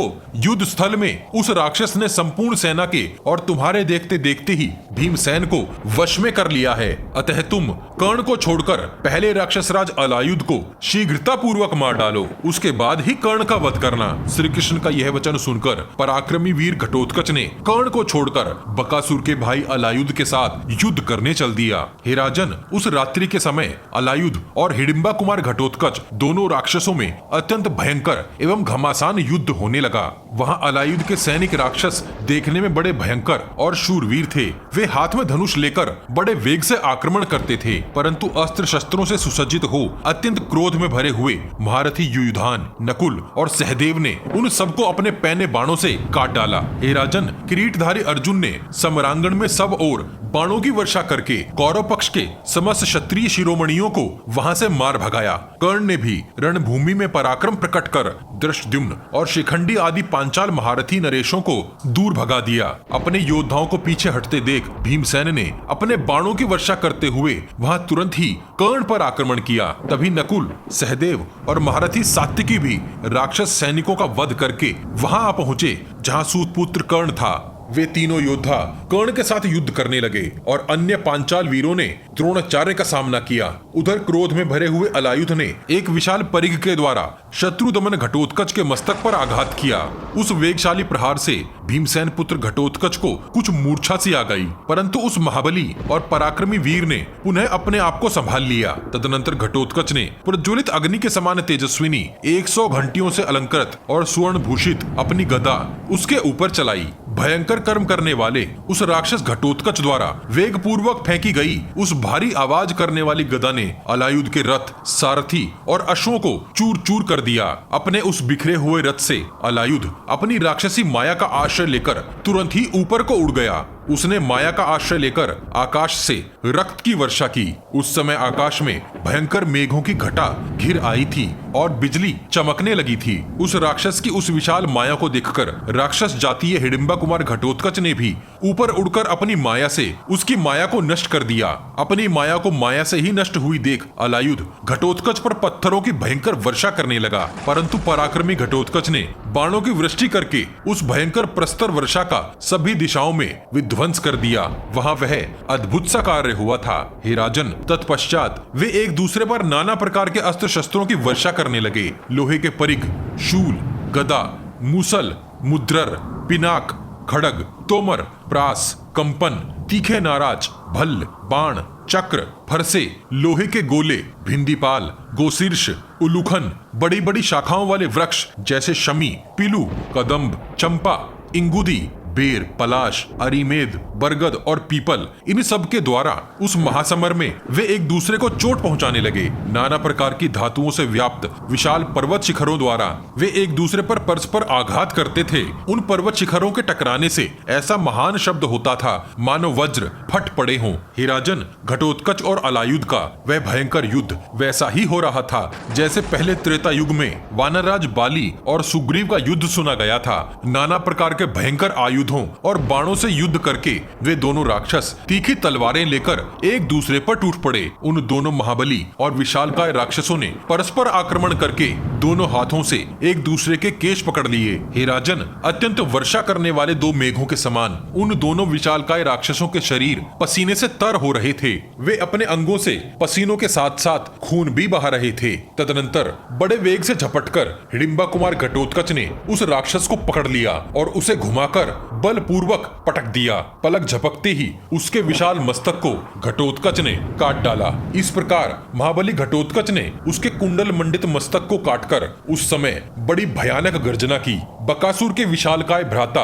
अलायुध को मारा गया देख पांचाल और पांडव सिंहनाद करने लगे। युद्ध स्थल में उस राक्षस के मारे जाने पर पांडव दल के सैनिकों ने सहस्त्रों नगाड़े और हजारों शंख बजाए। चारों ओर से दीपों के समान प्रकाशित होने वाली वह रात्रि उनके लिए विजयदायिनी होकर अत्यंत शोभा पाने लगी। हे राजन, घटोत्कच के उस पराक्रम को देख उस समय दुर्योधन मानो अचेत सा हुआ जा रहा था। महाबली घटोत्कच ने अलायुध का वह मस्तक दुर्योधन के सामने फेंक दिया। हे राजन, अलायुध को मारा गया देख सेना सहित राजा दुर्योधन अत्यंत उद्विग्न हो उठा, अर्थात घबरा गया। अलायुध ने अपने बड़े भारी बैरी को याद करते हुए स्वयं आकर दुर्योधन के सामने यह प्रतिज्ञा की थी कि मैं युद्ध में भीमसेन को मार डालूंगा। इससे राजा दुर्योधन यह मान बैठा था कि अलायुध निश्चय ही भीमसेन को मार डालेगा, और यही सोचकर उसने यह भी समझ लिया था कि बस अब मेरे और मेरे भाइयों का जीवन चिरस्थायी हो गया है। परंतु भीमसेन पुत्र घटोत्कच के द्वारा अलायुध को मारा गया देख उसने यह निश्चित रूप से मान लिया कि अब भीमसेन की प्रतिज्ञा पूरी होकर ही रहेगी। द्रोण पर्व अध्याय 169। संजय बोले, हे राजन, उस विशाल राक्षस अलायुध का वध करके घटोत्कच मन ही मन बड़ा प्रसन्न हुआ और वह आपकी सेना के सामने खड़ा हो बड़े वेग से सिंहनाद करने लगा। उसकी वह भयंकर गर्जना हाथियों को भी कपा देने वाली थी। उसे सुनकर आपके योद्धाओं के मन में अत्यंत दारुण भय समा गया। हे राजन, जिस समय महाबली घटोत्कच अलायुध के साथ उलझा हुआ था उस समय दूसरी ओर महाबाहु कर्ण ने पांचालों पर धावा किया था। उसने पूर्णतः खींचकर छोड़े गए झुकी हुई गांठ वाले 10-10 सुदृढ़ बाणों द्वारा दृष्टद्युम्न और शिखंडी को घायल कर दिया। तत्पश्चात उसने अपने नाराजों द्वारा युधामन्यु और उत्तम औजा को तथा अनेक बाणों से महारथी सात्विकी को भी कंपित कर दिया।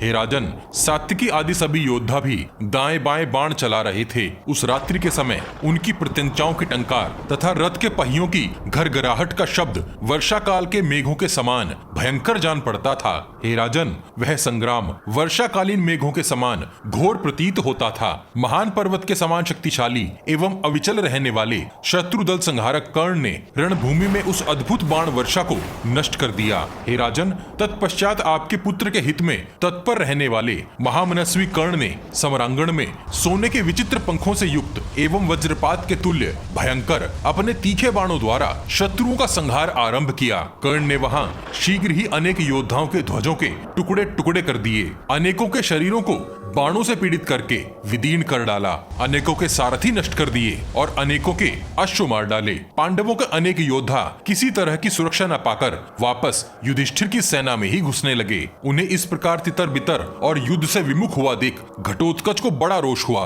वह सुवर्ण एवं रत्नों से जटित अपने विचित्र उत्तम रथ पर आरूढ़ हो सिंह के समान गर्जना करने लगा और कर्ण के पास जाकर उस पर वज्रतुल्य बाणों द्वारा प्रहार करने लगा। वे दोनों कर्णी, नाराज, शिलीमुख, नालिक, दंड, असन, वत्सदंत, वराहकर्ण, विपाट तथा शूरपुरों की वर्षा करते हुए अपनी गर्जना से आकाश को गुंजाने लगे। दोनों योद्धाओं के ही चित्त एकाग्र थे, दोनों ही अनुपम प्रभावशाली थे और उत्तम अस्त्रों द्वारा एक दूसरे को चोट पहुंचा रहे थे। उन दोनों वीर शिरोमणियों में से कोई भी युद्ध में अपनी विशेषता न दिखा सका। कर्ण और भीम कुमार घटोत्कच का वह अत्यंत विचित्र एवं घमासान युद्ध आकाश में राहु और सूर्य के उन्मत्त संग्राम सा प्रतीत होता था। उसकी कहीं तुलना नहीं हो सकती थी। शस्त्रों के प्रहार से वह युद्ध बड़ा भयंकर जान पड़ता था। हे राजन, जब अस्त्रवेत्ताओं में श्रेष्ठ कर्ण घटोत्कच से अपनी विशेषता न दिखा सका, तब उसने एक भयंकर अस्त्र प्रकट किया। उस अस्त्र के भयंकर प्रहार ने घटोत्कच के रथ को अश्वों और सारथी सहित नष्ट कर दिया। रथहीन होने पर घटोत्कच शीघ्र ही वहां से अदृश्य हो गया। धृतराष्ट्र ने पूछा, हे संजय, बताओ, माया युद्ध करने वाले उस राक्षस के तत्काल अदृश्य हो जाने पर मेरे पुत्रों ने क्या सोचा तथा वहां क्या किया? संजय बोले, हे राजन, राक्षस राज घटोत्कच को अदृश्य हुआ जानकर समस्त कौरव योद्धा चिल्ला चिल्लाकर कहने लगे, माया द्वारा युद्ध करने वाला यह निशाचर जब रणभूमि में स्वयं दिखाई ही नहीं देता है, तब वह कर्ण को भला कैसे नहीं मार डालेगा? तब शीघ्रता पूर्वक विचित्र रीति से अस्त्र युद्ध करने में समर्थ कर्ण ने अपने बाणों के समूह से संपूर्ण दिशाओं को ढक दिया। उस समय बाणों से आकाश में अंधेरा सा छा गया था, परंतु वहां कोई प्राणी ऊपर से मरकर नहीं गिरा। कर्ण जब शीघ्रता पूर्वक बाणों द्वारा समूचे आकाश को आच्छादित कर रहा था, उस समय यह नहीं दिखाई देता था कि वह कब अपने हाथ की अंगुरियों से तरकस को छूता है, कब बाण निकालता है और कब उसे धनुष पर रखता है। संजय बोले, हे राजन, तदनंतर हमने अंतरिक्ष में उस राक्षस द्वारा रची गई घोर, दारुण एवं भयंकर माया देखी थी। पहले तो वह लाल रंग के बादलों के रूप में प्रकाशित हुई, फिर आग की भयंकर लपटों के समान प्रज्वलित हो उठी। तत्पश्चात उससे बिजलियां प्रकट हुई और जलती हुई उल्काएं गिरने लगी। हजारों दुंदुभियों के बजने के समान वहां बड़ी भयानक आवाज होने लगी थी। फिर अचानक उससे सुवर्ण के पंख वाले बाण गिरने लगे। शक्ति, दृष्टि, प्रास, मूसल आदि आयुध, फरसे, चमचमाते हुए धार वाले तोमर, पट्टीश, तेजस्वी परिघ, भारी गदाएं, तीखी धार वाले शूल तथा शतघ्नियां चारों ओर प्रकट होने लगी। जहां तहां हजारों बड़ी बड़ी शिलाएं गिरने लगी, बिजलियों सहित वज्र पड़ने लगे और अग्नि के समान दीप्तिमान कितने ही चक्रों तथा सैकड़ों छुरों का प्रादुर्भाव होने लगा। शक्ति, प्रस्तर, फरसे, प्रास, खड़ग, वज्र, बिजली और मुद्ररों की गिरती हुई उस ज्वालापूर्ण विशाल वर्षा को कर्ण अपने बाण समूहों द्वारा नष्ट न कर सका। उनसे घायल होकर गिरते हुए अश्वों, धराशाही होते हुए हाथियों तथा शिलाओं की मार खाकर गिरते हुए महारथियों का महान आर्तनाद वहां सुनाई देता था। घटोत्कच के द्वारा चलाए हुए अत्यंत भयंकर एवं नाना प्रकार के अस्त्र शस्त्रों के प्रहार से हताहत हुई दुर्योधन की सेना निराश होकर चारों ओर घूमती और चक्कर काटती दिखाई देने लगी। साधारण सैनिक तो विषादग्रस्त बनकर हाहाकार करते हुए सब ओर भाग भागकर छिपने लगे, परंतु जो पुरुषों में श्रेष्ठ वीर थे वे धर्म पर स्थित रहने के कारण उस समय भी युद्ध से विमुख नहीं हुए। उस राक्षस द्वारा की हुई बड़े बड़े अस्त्र शस्त्रों की वह अत्यंत घोर एवं भयानक वर्षा तथा अपने सैन्य समूहों का विनाश देखकर आपके पुत्रों के मन में बड़ा भारी भय समा गया था। हे राजन, अग्नि के समान जलती हुई जीभ और भयंकर शब्द वाली सैकड़ों गीदड़ियों को चीत्कार करते तथा राक्षस समूहों को गरजते देखकर आपके सैनिक व्यथित हो उठे। पर्वत के समान विशाल शरीर वाले और प्रज्वलित जिह्वा से आग उगलने वाले तीखी दाढ़ों से युक्त घटोत्कच के भयानक राक्षस हाथों में शक्ति लिए आकाश में पहुंचकर मेघों के समान कौरव दल पर शस्त्रों की उग्र वर्षा करने लगे। उन निशाचरों के बरसाए हुए बाण, शक्ति, शूल, गदा, उग्र प्रज्वलित परिघ, वज्र, पिनाक, बिजली, शतघ्नि और चक्र आदि अस्त्र शस्त्रों के प्रहारों से रौंदे गए कौरव योद्धा मर मर कर पृथ्वी पर गिरने लगे। हे राजन, वे राक्षस आपके पुत्र की सेना पर लगातार शूल, भुशुंडी, पत्थरों के गोले आदि शस्त्र बरसाने लगे। इससे आपके सैनिकों पर भयंकर मोह छा गया। उस समय पत्थरों की मार से आपके शूरवीरों के मस्तक कुचल गए थे, अंग भंग हो गए थे, बहुतों की आंतें बाहर निकलकर बिखर गई थी और इस अवस्था में वे वहां पृथ्वी पर पड़े हुए थे। अश्वों के अंग भंग हो गए थे, हाथियों के अंग कुचल गए थे और रथ चूर चूर हो गए थे। इस प्रकार बड़ी भारी शस्त्र वर्षा करते हुए वे निशाचर इस भूतल पर भयंकर रूप धारण करके प्रकट हुए थे। घटोत्कच की माया से वहां उनकी सृष्टि हुई थी, अर्थात वे उत्पन्न हुए थे। वे डरे हुए तथा प्राणों की भिक्षा मांगते हुए को भी नहीं छोड़ते थे। कौरव वीरों का विनाश करने वाला वह घोर संग्राम वहां मानव क्षत्रियों का अंत करने के लिए साक्षात काल द्वारा उत्पन्न किया गया था। वहां सभी कौरव योद्धा हतोत्साहित हुए, चीखते चिल्लाते हुए ऐसा कहकर भाग रहे थे, हे कौरवों, भागो भागो, अब तो किसी तरह यह सेना बच ही नहीं सकती। इन पांडवों के लिए इंद्र सहित संपूर्ण देवता ही हमें यहाँ आकर मार रहे हैं। हे राजन, इस प्रकार उस युद्ध सागर में डूबते हुए कौरव सैनिकों के लिए कर्ण द्वीप के समान आश्रयदाता बन गया था। उस घमासान युद्ध में जब कौरव सेना भागकर छिप गई और सैनिकों के झुंड लुप्त हो गए, उस समय वहां कौरव अथवा पांडव योद्धा पहचाने ही नहीं जाते थे। उस मर्यादा रहित और भयंकर युद्ध में जब भगदड़ पड़ गई, उस समय भागे हुए सैनिक सारी दिशाओं से विलुप्त से हो गए थे। हे राजन, वहां उन्हें एकमात्र कर्ण ही उस शस्त्र वर्षा को छाती पर झेलता हुआ दिखाई दिया। तदनंतर उस राक्षस की दिव्य माया के विरुद्ध युद्ध करते हुए कर्ण ने आकाश को अपने बाणों से ढक दिया और युद्ध में वह श्रेष्ठ दुष्कर कर्म करता हुआ भी मोह के वशीभूत नहीं हुआ। हे राजन, तब सिंध और बाहलिक देश के योद्धा युद्ध स्थल में घटोत्कच की विजय देखकर भी वहां कर्ण के मोहित न होने और उसके पराक्रम की भूरी भूरी प्रशंसा करते हुए उसकी ओर भयग्रस्त होकर देखने लगे। इसी समय घटोत्कच ने एक विचित्र शतघ्नि छोड़ी जिसमें विचित्र पहिए लगे हुए थे। उस शतघ्नि ने कर्ण के चारों अश्वों को एक साथ ही मार डाला। उसके दांत, नेत्र और जीभें बाहर निकल आई थी। तब कर्ण उस अश्वहीन रथ से उतरकर मन को एकाग्र करके कुछ सोचने लगा। उस समय सारे कौरव सैनिक भाग रहे थे। उसके दिव्यास्त्र भी घटोत्कच की माया से नष्ट होते जा रहे थे, तो भी वह समयोचित कर्तव्य का चिंतन करता हुआ मोह में नहीं पड़ा था। तत्पश्चात उस राक्षस की भयंकर माया को देखकर सभी कौरव कर्ण से इस प्रकार बोले, हे कर्ण, तुम आज इंद्र की दी हुई शक्ति से तुरंत इस राक्षस को मार डालो, नहीं तो धृतराष्ट्र के ये सभी पुत्र और समस्त कौरव नष्ट हो जाएंगे। फिर भीमसेन और अर्जुन, हमारा और हम उनका क्या ही कर लेंगे। आधी रात के समय संताप देने वाले इस पापी राक्षस को मार डालो। हम में से जो भी इस भयानक संग्राम से छुटकारा पा सकेगा, वही आगे सेना सहित इन पांडवों के साथ युद्ध भी कर सकेगा। हे कर्ण, इसलिए तुम इंद्र की दी हुई शक्ति से इस घोर रूपधारी राक्षस को मार डालो। हे कर्ण, कहीं ऐसा न हो ये पराक्रमी समस्त कौरव रात्रि युद्ध में अपनी योद्धाओं के साथ नष्ट ही हो जाएं। हे राजन, निश्चित काल में उस राक्षस के प्रहार से घायल होते हुए कर्ण ने अपनी सेना को इस प्रकार भयभीत होती देख तथा कौरवों का महान आर्तनाद सुनकर घटोत्कच पर शक्ति छोड़ने का निश्चय कर लिया। उसने उस राक्षस का वध करने की इच्छा से श्रेष्ठ एवं असह्य वैजयंती नामक शक्ति को हाथ में ले लिया। ध्यान रहे, इस शक्ति बाण को वसावी या वासवी शक्ति भी कहा गया है। हे राजन, इस अस्त्र को उसने युद्ध में अर्जुन का वध करने के लिए कितने ही वर्षों से सत्कार पूर्वक रखा था। इस श्रेष्ठ शक्ति को इंद्र ने सूतपुत्र कर्ण के हाथ में उसके दोनों कुंडलों के बदले दिया था, जो सबको मार डालने के लिए उद्यत हुई यमराज की जिह्वा के समान जान पड़ती थी तथा जो मृत्यु की सगी बहिन एवं जलती हुई उल्का के समान प्रतीत होती थी। उसी पाशों से युक्त प्रज्वलित दिव्य शक्ति को कर्ण ने राक्षस घटोत्कच पर चला दिया। हे राजन, शत्रु को विदीर्ण कर डालने वाली उस उत्तम एवं प्रज्वलित शक्ति को कर्ण के हाथ में देखकर भयभीत हुआ राक्षस घटोत्कच अपने शरीर को विंध्य पर्वत के समान विशाल बनाकर भागा। हे राजन, कर्ण के हाथ में उस शक्ति को स्थित देख आकाश के प्राणी भय से कोलाहल करने लगे। उस समय भयंकर आंधी चलने लगी और घोर गड़गड़ाहट के साथ पृथ्वी पर वज्रपात सा हुआ प्रतीत होने लगा। कर्ण के धनुष से छूटकर वह प्रज्वलित शक्ति घटोत्कच की उस माया को भस्म करके उसके वक्षस्थल को गहराई तक चीरकर रात्रि के समय प्रकाशित होती हुई ऊपर को चली गई और आकाश में नक्षत्रों में जाकर विलीन हो गई। घटोत्कच का शरीर पहले से ही नाना प्रकार के अस्त्र समूहों द्वारा छिन्न भिन्न हो गया था। वह विविध प्रकार से भयंकर आर्तनाद करता हुआ इंद्र शक्ति के प्रभाव से अपने प्राणों से वंचित हो गया।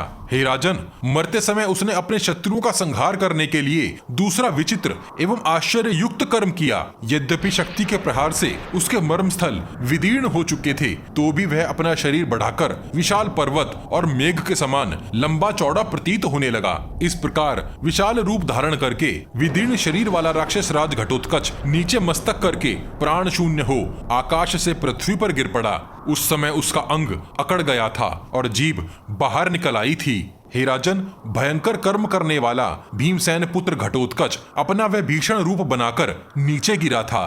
पांडवों का प्रिय करने वाले उस राक्षस ने प्राण शून्य हो जाने पर भी अपने बढ़ते हुए अत्यंत विशाल शरीर से आपकी एक अक्षौहिणी सेना को तुरंत ही नष्ट कर दिया। तदनंतर सिंहनादों के साथ साथ भेरी, शंख, नगाड़े और आनक आदि बाजे बजने लगे। हे राजन, माया भस्म हुई और वह राक्षस मारा गया।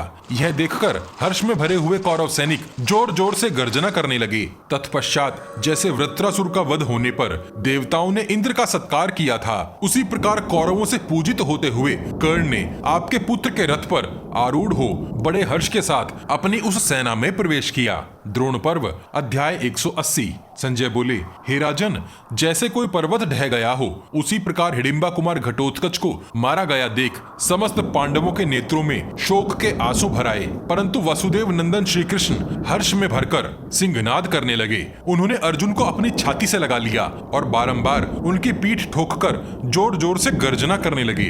हे राजन, श्री कृष्ण के मन में इस प्रकार की अधिक प्रसन्नता हुई जानकर महाबली अर्जुन कुछ अप्रसन्न से होकर इस प्रकार बोले, हे मधुसूदन, हिडिंबा कुमार घटोत्कच के वध से आज हमारे लिए तो शोक का अवसर प्राप्त हुआ है, परंतु आपको यहाँ हर्ष हो रहा है। घटोत्कच को मारा गया देख हमारी सेनाएं यहाँ युद्ध से विमुख होकर भागी जा रही हैं। हिडिंबा कुमार के धराशाही होने से हम लोग भी अत्यंत उद्विग्न हो उठे हैं। परंतु हे जनार्दन, आपको जो इतनी प्रसन्नता हो रही है उसका कोई छोटा मोटा कारण अवश्य न होगा। वही कारण मैं आपसे पूछता हूँ। सत्य वक्ताओं में श्रेष्ठ हे प्रभु, आप इसका मुझे यथार्थ कारण बताइए। हे शत्रुदमन, यदि कोई गोपनीय बात न हो तो मुझे अवश्य बताइए। हे मधुसूदन, जैसे समुद्र का सूखना और मेरु पर्वत का विचलित होना आश्चर्य की बात है, उसी प्रकार आज मैं आपके इस हर्ष प्रकाशन रूपी कर्म को आश्चर्यजनक ही मानता हूँ। श्री कृष्ण ने कहा, हे धनंजय, आज वास्तव में मुझे यह अत्यंत हर्ष का अवसर प्राप्त हुआ है। इसका जो कारण है यह तुम मुझसे सुनो। हे महातेजस्वी धनंजय, इंद्र की दी हुई शक्ति को घटोत्कच के द्वारा कर्ण के हाथ से दूर कराकर अब तुम युद्ध में कर्ण को शीघ्र ही मरा हुआ ही समझो। इस संसार में कौन सा ऐसा पुरुष है जो युद्ध स्थल में कार्तिकेय के समान शक्तिशाली कर्ण के सामने खड़ा हो सके। यह सौभाग्य की बात है कि कर्ण का दिव्य कवच उतर गया है। सौभाग्य से ही उसके कुंडल चले गए तथा सौभाग्य से ही उसकी वह अमोघ शक्ति घटोत्कच पर गिरकर उसके हाथ से निकल गई। यदि कर्ण कवच और कुंडलों से संपन्न होता तो वह अकेला ही रणभूमि में देवताओं सहित तीनों लोकों को जीत सकता था। उस अवस्था में इंद्र, कुबेर, जलेश्वर वरुण अथवा यमराज भी रणभूमि में कर्ण का सामना नहीं कर सकते थे। तुम गांडीव उठाकर और मैं सुदर्शन चक्र लेकर दोनों एक साथ जाते तो भी समरांगण में कवच कुंडलों से युक्त उस नरश्रेष्ठ कर्ण को नहीं जीत सकते थे। तुम्हारे हित के लिए ही इंद्र ने शत्रु नगरी पर विजय पाने वाले कर्ण के दोनों कुंडल हर लिए और उसे कवच से भी वंचित कर दिया। कर्ण ने कवच तथा उन निर्मल कुंडलों को स्वयं ही अपने शरीर से निकालकर इंद्र को दे दिया था, इसलिए उसका नाम वैकर्तन हुआ। जैसे क्रोध में भरे हुए सर्प को मंत्र के तेज से स्तब्ध कर दिया जाए तथा प्रज्वलित आग की ज्वाला को बुझा दिया जाए, उसी प्रकार शक्ति से वंचित हुआ कर्ण भी आज मुझे वैसा ही प्रतीत होता है। हे महाबाहो, जब से महात्मा इंद्र ने कर्ण को उसके दिव्य कवच और कुंडलों के बदले में अपनी शक्ति दी थी, जिसे उसने आज घटोत्कच पर चला दिया है, उस शक्ति को पाकर ही कर्ण सदा तुम्हें रणभूमि में मारा गया ही मानता था। हे पुरुष सिंह, आज ऐसी अवस्था में आकर भी कर्ण तुम्हारे सिवा किसी दूसरे योद्धा से नहीं मारा जा सकता। कर्ण ब्राह्मण भक्त, सत्यवादी, तपस्वी, नियम और व्रत का पालक तथा शत्रुओं पर भी दया करने वाला है, इसलिए उसे वृष अर्थात धर्मात्मा कहा गया है। महाबाहु कर्ण युद्ध में कुशल है, उसका धनुष सदा उठा ही रहता है। वन में दहाड़ने वाले सिंह के समान वह सदा गरजता रहता है। कर्ण युद्ध के मुहाने पर सिंह के समान पराक्रमी महारथियों का भी घमंड चूर कर देता है। हे पुरुष सिंह, तुम्हारे महामनस्वी श्रेष्ठ योद्धा दोपहर के तपते हुए सूर्य की भांति कर्ण की ओर देख भी नहीं सकते। जैसे शरद ऋतु के निर्मल आकाश में सूर्य अपनी सहस्त्रों किरणें बिखेरता है, उसी प्रकार कर्ण युद्ध में अपने बाणों का जाल सा बिछा देता है। जैसे वर्षा काल में बरसने वाले मेघ पानी की धारा गिराते हैं, उसी प्रकार दिव्यास्त्र रूपी जल प्रदान करने वाला कर्ण रूपी मेघ बारंबार बाण धारा की वर्षा करता रहता है। चारों ओर बाणों की वृष्टि करके शत्रुओं के शरीरों से रक्त और मांस बहाने वाले देवता भी कर्ण को परास्त नहीं कर सकते। हे पांडुनंदन, कर्ण कवच और कुंडल से हीन तथा इंद्र की दी हुई शक्ति से शून्य होकर अब साधारण मनुष्य के समान ही हो गया है। इतने पर भी इसके वध का एक ही उपाय है। कोई छिद्र प्राप्त होने पर जब वह असावधान हो, तुम्हारे साथ युद्ध होते समय जब कर्ण के रथ का पहिया उसके शापवश धरती में धंस जाए, उस समय तुम पूर्ण सावधान हो मेरे संकेत पर ध्यान देकर उसे पहले ही मार डालना, अन्यथा जब वह युद्ध के लिए शस्त्र उठा लेगा, उस समय उस वीर को त्रिलोकी के एकमात्र शूरवीर वज्रधारी इंद्र भी नहीं मार सकेंगे। हिडिंब, किरमीर और बक आदि दूसरे राक्षस राज, शत्रु दल का संहार करने वाला अलायुध, भयंकर कर्म करने वाला वेगशाली घटोत्कच भी तुम्हारे हित के लिए ही मारे गए हैं। द्रोण पर्व अध्याय 181। अर्जुन बोले, हे जनार्दन, आपने हम लोगों के हित के लिए कैसे और किन किन उपायों से जरासंध आदि योद्धाओं का वध कराया है। श्री कृष्ण बोले, हे अर्जुन, जरासंध, शिशुपाल और महाबली एकलव्य यदि ये पहले ही न मारे गए होते तो इस समय बड़े भयंकर सिद्ध होते। दुर्योधन उन सभी श्रेष्ठ रथियों से अपनी सहायता के लिए अवश्य प्रार्थना करता और वे हमसे सर्वदा द्वेष रखने के कारण निश्चय ही कौरवों का ही पक्ष लेते। वे सभी वीर महाधनुर्धर, अस्त्र विद्या के ज्ञाता तथा दृढ़ता पूर्वक युद्ध करने वाले थे, अतः दुर्योधन की समस्त सेना की देवताओं के समान ही रक्षा कर सकते थे। कर्ण, जरासंध, चेदीराज शिशुपाल और निषाद नंदन एकलव्य ये चारों मिलकर यदि दुर्योधन का पक्ष लेते तो इस पृथ्वी को अवश्य ही जीत लेते। हे धनंजय, वे जिन उपायों द्वारा मारे गए हैं मैं तुम्हें बतलाता हूँ, तुम ध्यान पूर्वक सुनो। बिना कोई उपाय किए तो उन्हें युद्ध में देवता भी नहीं जीत सकते थे। हे कुंती नंदन, उनमें से एक एक वीर ऐसा था जो लोकपालों से सुरक्षित समस्त देव सेना के साथ समरांगण में अकेला ही युद्ध कर सकता था। हे अर्जुन, एक समय की बात है, रोहिणी नंदन बलराम जी ने युद्ध में जरासंध को पछाड़ दिया था। इससे कुपित होकर जरासंध ने हम लोगों के वध के लिए अपनी सर्वघातिनी गदा का प्रहार किया। अग्नि के समान प्रज्वलित वह गदा इंद्र के चलाए हुए वज्र की भांति आकाश में सीमांत रेखा सी बनाती हुई हमारे ऊपर गिरती दिखाई दी। आती हुई उस गदा को देखते ही उसके प्रतिघात अर्थात निवारण के लिए रोहिणी नंदन बलराम जी ने स्थूलाकर्ण नामक अस्त्र का प्रयोग किया। उस अस्त्र के वेग से खंडित होकर वह गदा भूमि को विदीर्ण करती और पर्वतों को कंपाती हुई सी भूतल पर गिर पड़ी। जिस स्थान पर वह गदा गिरी वहाँ उत्तम बल पराक्रम से संपन्न जरा नाम की एक भयंकर राक्षसी रहती थी। उसी ने जन्म के समय जरासंध के शरीर को जोड़ा था।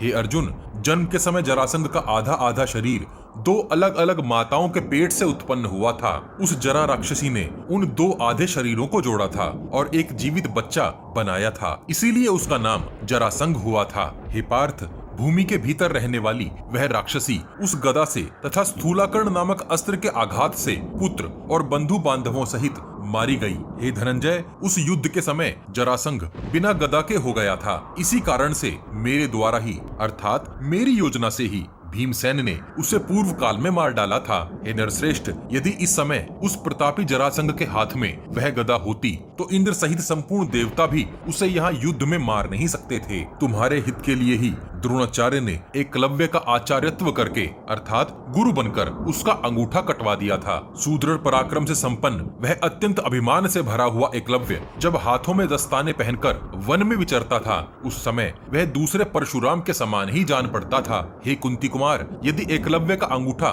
सुरक्षित होता तो देवता दानव, राक्षस और नाग ये सब मिलकर भी युद्ध में उसे कभी परास्त नहीं कर सकते थे। फिर कोई मनुष्य मात्र तो उसकी ओर देख ही कैसे सकता था। उसकी मुट्ठी अत्यंत सुदृढ़ थी। वह अस्त्र विद्या का विद्वान था और सदा दिन रात बाण चलाने का अभ्यास करता था। तुम्हारे हित के लिए मैंने ही युद्ध के मुहाने पर उसका नाश कर डाला था। पराक्रमी चेदीराज शिशुपाल तो तुम्हारी आंखों के सामने ही मारा गया था। वह भी संग्राम में संपूर्ण देवताओं और असुरों द्वारा जीता नहीं जा सकता था। हे नरव्याघ्र, मैं संपूर्ण लोकों के हित के लिए और शिशुपाल एवं अन्य देवद्रोहियों का वध करने के लिए ही तुम्हारे साथ इस जगत में अवतीर्ण हुआ हूँ। हिडिंब, बक और किरमीर ये तीनों रावण के समान बलवान थे और ब्राह्मणों तथा यज्ञों का विनाश किया करते थे। इन तीनों को भीमसेन ने मार डाला है। मायावी अलायुध घटोत्कच के हाथ से मारा गया है और घटोत्कच को भी मैंने ही युक्ति लगाकर कर्ण की चलाई हुई शक्ति से मरवा दिया है। हे अर्जुन, यदि इस धर्म युद्ध में कर्ण अपनी शक्ति द्वारा भीमसेन पुत्र घटोत्कच को नहीं मारता तो एक दिन मुझे ही उसका वध करना पड़ता। तुम लोगों का प्रिय करने की इच्छा से ही मैंने उसे पूर्व काल में नहीं मारा था। घटोत्कच ब्राह्मणों और यज्ञों से द्वेष करने वाला तथा धर्म का लोप करने वाला एक पापात्मा राक्षस था, इसलिए मैंने उसे इस प्रकार मरवा दिया। हे निष्पाप पांडुनंदन, इस उपाय से ही मैंने इंद्र की दी हुई शक्ति भी कर्ण के हाथ से दूर कर दी। धर्म का लोप करने वाले ये सभी प्राणी मेरे वध्य हैं, अर्थात मेरे द्वारा मारे जाएंगे। जो धर्म का नाश करता है मैं उसका नाश कर देता हूँ।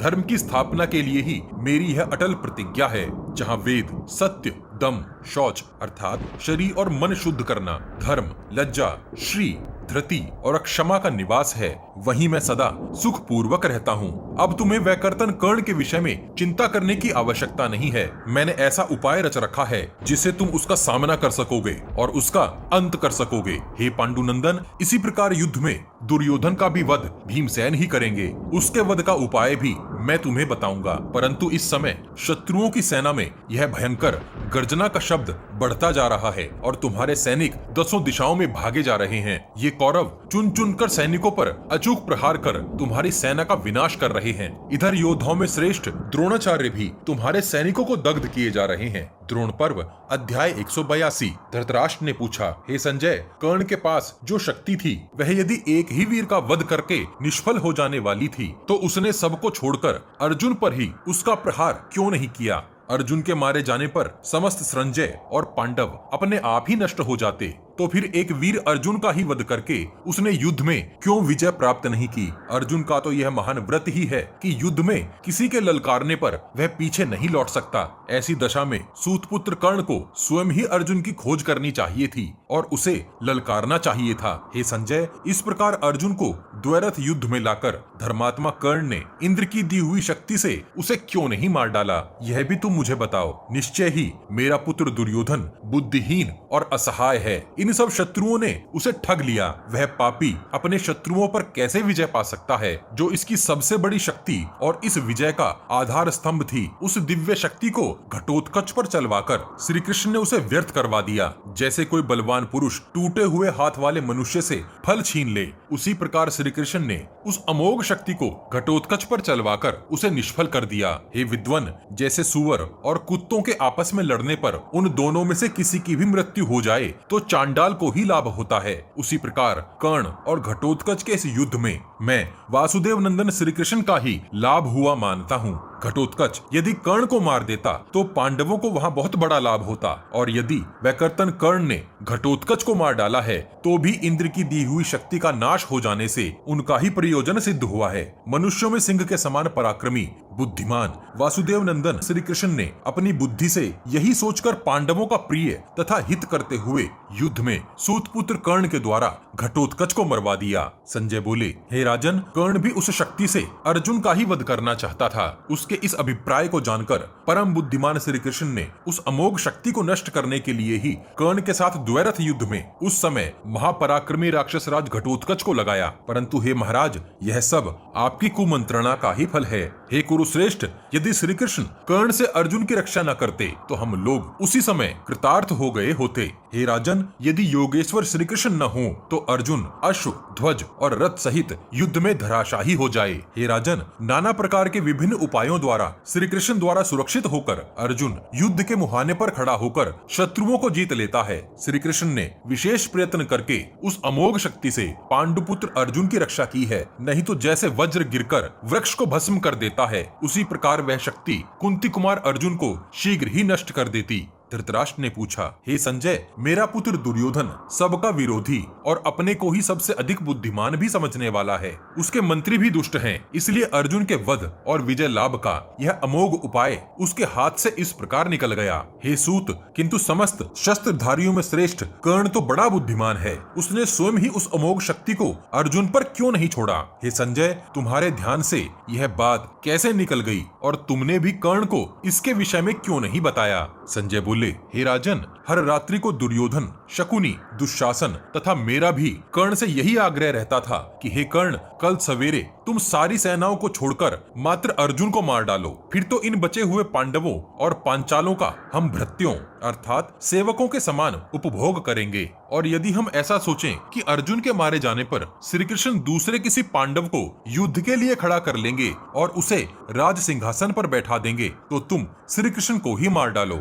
ये श्री कृष्ण ही पांडवों की जड़ है। अर्जुन ऊपर तने के समान है और अन्य कुंती पुत्र उसकी शाखाएं हैं तथा ये पांचाल सैनिक पत्तों के समान है। श्री कृष्ण ही पांडवों के आश्रय, बल और रक्षक हैं। जैसे नक्षत्रों के परम आश्रय चंद्रमा हैं, उसी प्रकार इन पांडवों का सबसे बड़ा सहारा श्री कृष्ण ही है। अतः हे कर्ण, तुम पत्तों, डालियों और तने को छोड़कर इनकी जड़ को ही काट डालो। हे राजन, यदि कर्ण यादव नंदन श्री कृष्ण को मार डालता तो यह सारी पृथ्वी उसके वश में हो जाती, इसमें कोई संशय नहीं है। यदि यदुकुल और पांडवों को आनंदित करने वाले महात्मा श्री कृष्ण उस शक्ति से मारे जाकर रणभूमि में सो जाते तो पर्वत, समुद्र और वनों सहित यह सारी पृथ्वी आपके वश में आ जाती। ऐसा निश्चय कर लेने के बाद भी जब वह युद्ध के समय सदा सजग रहने वाले श्री कृष्ण के समीप जाता तो जाने उस पर कैसा मोहसा छा जाता था कि वह रात्रि में कही गई उन बातों को भूल सा ही जाता था। उधर श्री कृष्ण अर्जुन को सदा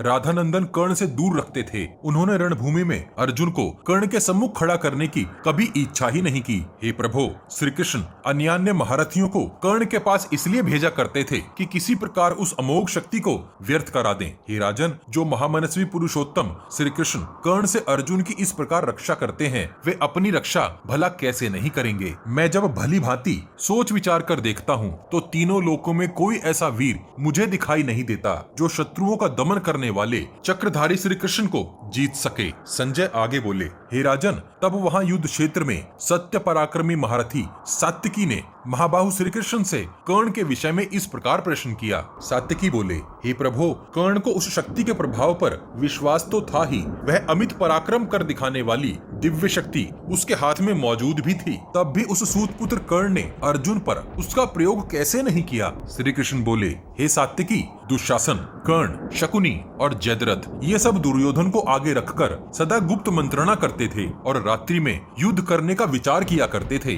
वे कर्ण को सदैव यह सलाह दिया करते थे कि हे विजय वीरों में श्रेष्ठ महाधनुर्धर कर्ण, तुम कुंती पुत्र महारथी अर्जुन को छोड़कर दूसरे किसी पर भी इस शक्ति को न छोड़ना, क्योंकि देवताओं में इंद्र के समान उन पांडवों में अर्जुन ही सबसे अधिक यशस्वी है। अर्जुन के मारे जाने पर सरंजों सहित पांडव मुख स्वरूप अग्नि रहित देवताओं के समान मृत प्राय ही हो जाएंगे, अर्थात नष्ट हो जाएंगे। हे शीनी प्रवर, कर्ण ने वैसा ही करने की उनके सामने प्रतिज्ञा भी की थी। कर्ण के हृदय में नित्य निरंतर गांडीवधारी अर्जुन के वध का संकल्प उठता रहता था। हे योद्धाओं में श्रेष्ठ सात्यके, परंतु मेरे प्रभाव से ही राधापुत्र कर्ण पर मोहसा बना रहता था, इसलिए श्वेतवाहन अर्जुन पर उसने वह शक्ति नहीं छोड़ी। हे वीरवर, वह शक्ति अर्जुन के लिए मृत्यु स्वरूप है। इस चिंता में निरंतर डूबे रहने के कारण न तो मुझे नींद ही आती थी और न मेरे मन में कभी हर्ष का उदय होता था। जब आज वह शक्ति घटोत्कच पर छोड़ दी गई, यह देखकर मैं यही सोचता हूँ कि अर्जुन मृत्यु के मुख से निकल आए हैं। मुझे इस युद्ध में अर्जुन की रक्षा जितनी आवश्यक प्रतीत होती है, उतनी माता पिता, तुम जैसे भाइयों तथा अपने प्राणों की रक्षा भी नहीं प्रतीत होती है। हे सात्यके, तीनों लोकों के राज्य से भी बढ़कर यदि कोई अत्यंत दुर्लभ वस्तु हो तो उसे भी मैं कुंती नंदन अर्जुन के बिना नहीं पाना चाहता। हे युयुधान, इसलिए जैसे कोई मरकर लौट आया हो, उसी प्रकार कुंती पुत्र अर्जुन को देखकर आज मुझे बड़ा भारी हर्ष हुआ था। इसी उद्देश्य से मैंने युद्ध में कर्ण का सामना करने के लिए राक्षस घटोत्कच को भेजा था। उसके सिवा दूसरा कोई इस रात्रि के समय युद्ध में कर्ण को इस प्रकार पीड़ित नहीं कर सकता था। संजय बोले, हे महाराज, इस प्रकार अर्जुन के हित में संलग्न और अपने प्रिय साधन में निरंतर तत्पर रहने वाले देवकी नंदन श्री कृष्ण ने उस समय सात्विकी से यह सब बात कही थी। द्रोण पर्व अध्याय 183। धृतराष्ट्र बोले, हे संजय, कर्ण, दुर्योधन और सुबल पुत्र शकुनी का और विशेषतः तुमने इस विषय में महान अन्याय किया है। यदि तुम लोग जानते थे कि यह शक्ति रणभूमि में सदा किसी एक ही वीर को मार सकती है तथा इंद्र सहित संपूर्ण देवता भी न तो इसे रोक सकते हैं और न इसका आघात ही सह सकते हैं, तब तुम्हारे सुझाने से युद्ध आरंभ होने पर कर्ण ने पहले ही देवकी नंदन श्री कृष्ण अथवा अर्जुन पर वह शक्ति क्यों नहीं छोड़ी। संजय बोले, हे कुरुकुल श्रेष्ठ, प्रतिदिन संग्राम से लौटने पर रात्रि में हम लोगों की कर्ण को यही सलाह हुआ करती थी कि हे कर्ण, कल तुम सवेरा होते ही श्री कृष्ण अथवा अर्जुन पर यह शक्ति चला देना। परंतु हे राजन, ऐसा जान पड़ता है मानो प्रातःकाल होने पर देवता ही कर्ण तथा अन्य योद्धाओं के उस विचार को नष्ट सा कर देते थे। मैं तो देव अर्थात प्रारब्ध को ही सबसे बड़ा मानता हूँ, जिससे कर्ण ने हाथ में आई हुई शक्ति के द्वारा रणभूमि में कुंती कुमार अर्जुन अथवा देवकी नंदन श्री कृष्ण का वध नहीं किया। कर्ण के हाथ में स्थित हुई वह शक्ति काल रात्रि के समान शत्रु वध के लिए सदैव उद्यत थी, परंतु भाग्य के द्वारा बुद्धि मारी जाने के कारण उस देव माया से मोहित हुए कर्ण ने इंद्र की दी हुई उस शक्ति को देवकी नंदन श्री कृष्ण अथवा इंद्र के समान पराक्रमी अर्जुन पर उनके वध के लिए नहीं छोड़ा। धृतराष्ट्र बोले,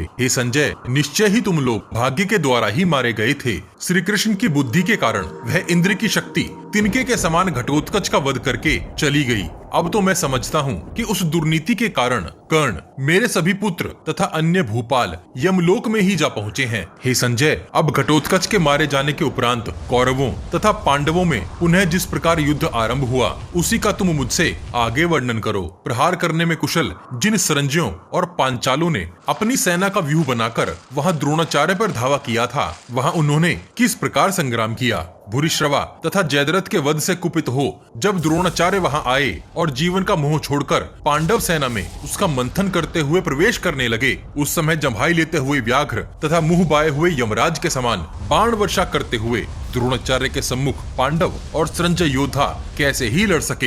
हे संजय, अश्वत्थामा, कर्ण, कृपाचार्य तथा दुर्योधन आदि जो महारथी रणभूमि में आचार्य द्रोण की रक्षा करते थे, उन्होंने वहां क्या क्या किया। हे संजय, द्रोणाचार्य को मार डालने की इच्छा वाले अर्जुन और भीमसेन पर युद्ध स्थल में मेरे सैनिकों ने किस प्रकार आक्रमण किया, यह सब तुम मुझे विस्तार से बताओ। सिंधुराज जयद्रथ के वध से अमर्ष में भरे हुए कौरवों तथा घटोत्कच के मारे जाने से अत्यंत कुपित हुए पांडवों ने उस रात्रि में आगे किस प्रकार युद्ध किया। संजय बोले, हे राजन, जब रात में कर्ण के द्वारा राक्षस घटोत्कच मारा गया, उस समय आपकी सेना हर्ष में भरकर युद्ध की इच्छा से गर्जना करते हुए वेग पूर्वक आक्रमण करने लगी तथा पांडव सेना मारी जाने लगी। उस समय प्रगाढ़ रात्रि में राजा युधिष्ठिर अत्यंत दीन एवं दुखी हो गए। उन महाबाहु नरेश युधिष्ठिर ने भीमसेन से इस प्रकार कहा, हे महाबाहु भीमसेन, अब तुम ही दुर्योधन की इस सेना को रोको। घटोत्कच के मारे जाने से मेरे मन में महान मोह और अंधकार छा गया है। इस प्रकार भीम को आदेश देकर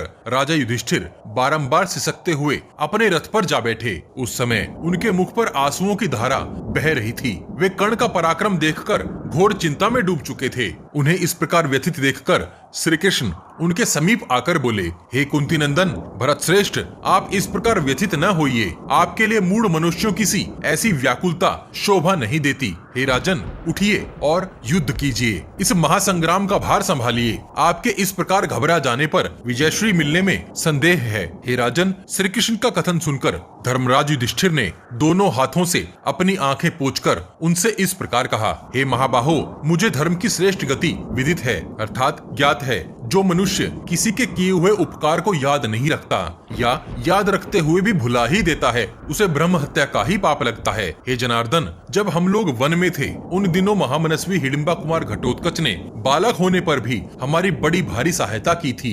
हे श्री कृष्ण, श्वेतवाहन अर्जुन को अस्त्र प्राप्ति के लिए अन्यत्र गया हुआ जानकर महाधनुर्धर घटोत्कच काम्यक वन में मेरे पास आया और जब तक अर्जुन लौट नहीं आए थे तब तक हमारे साथ ही रहा।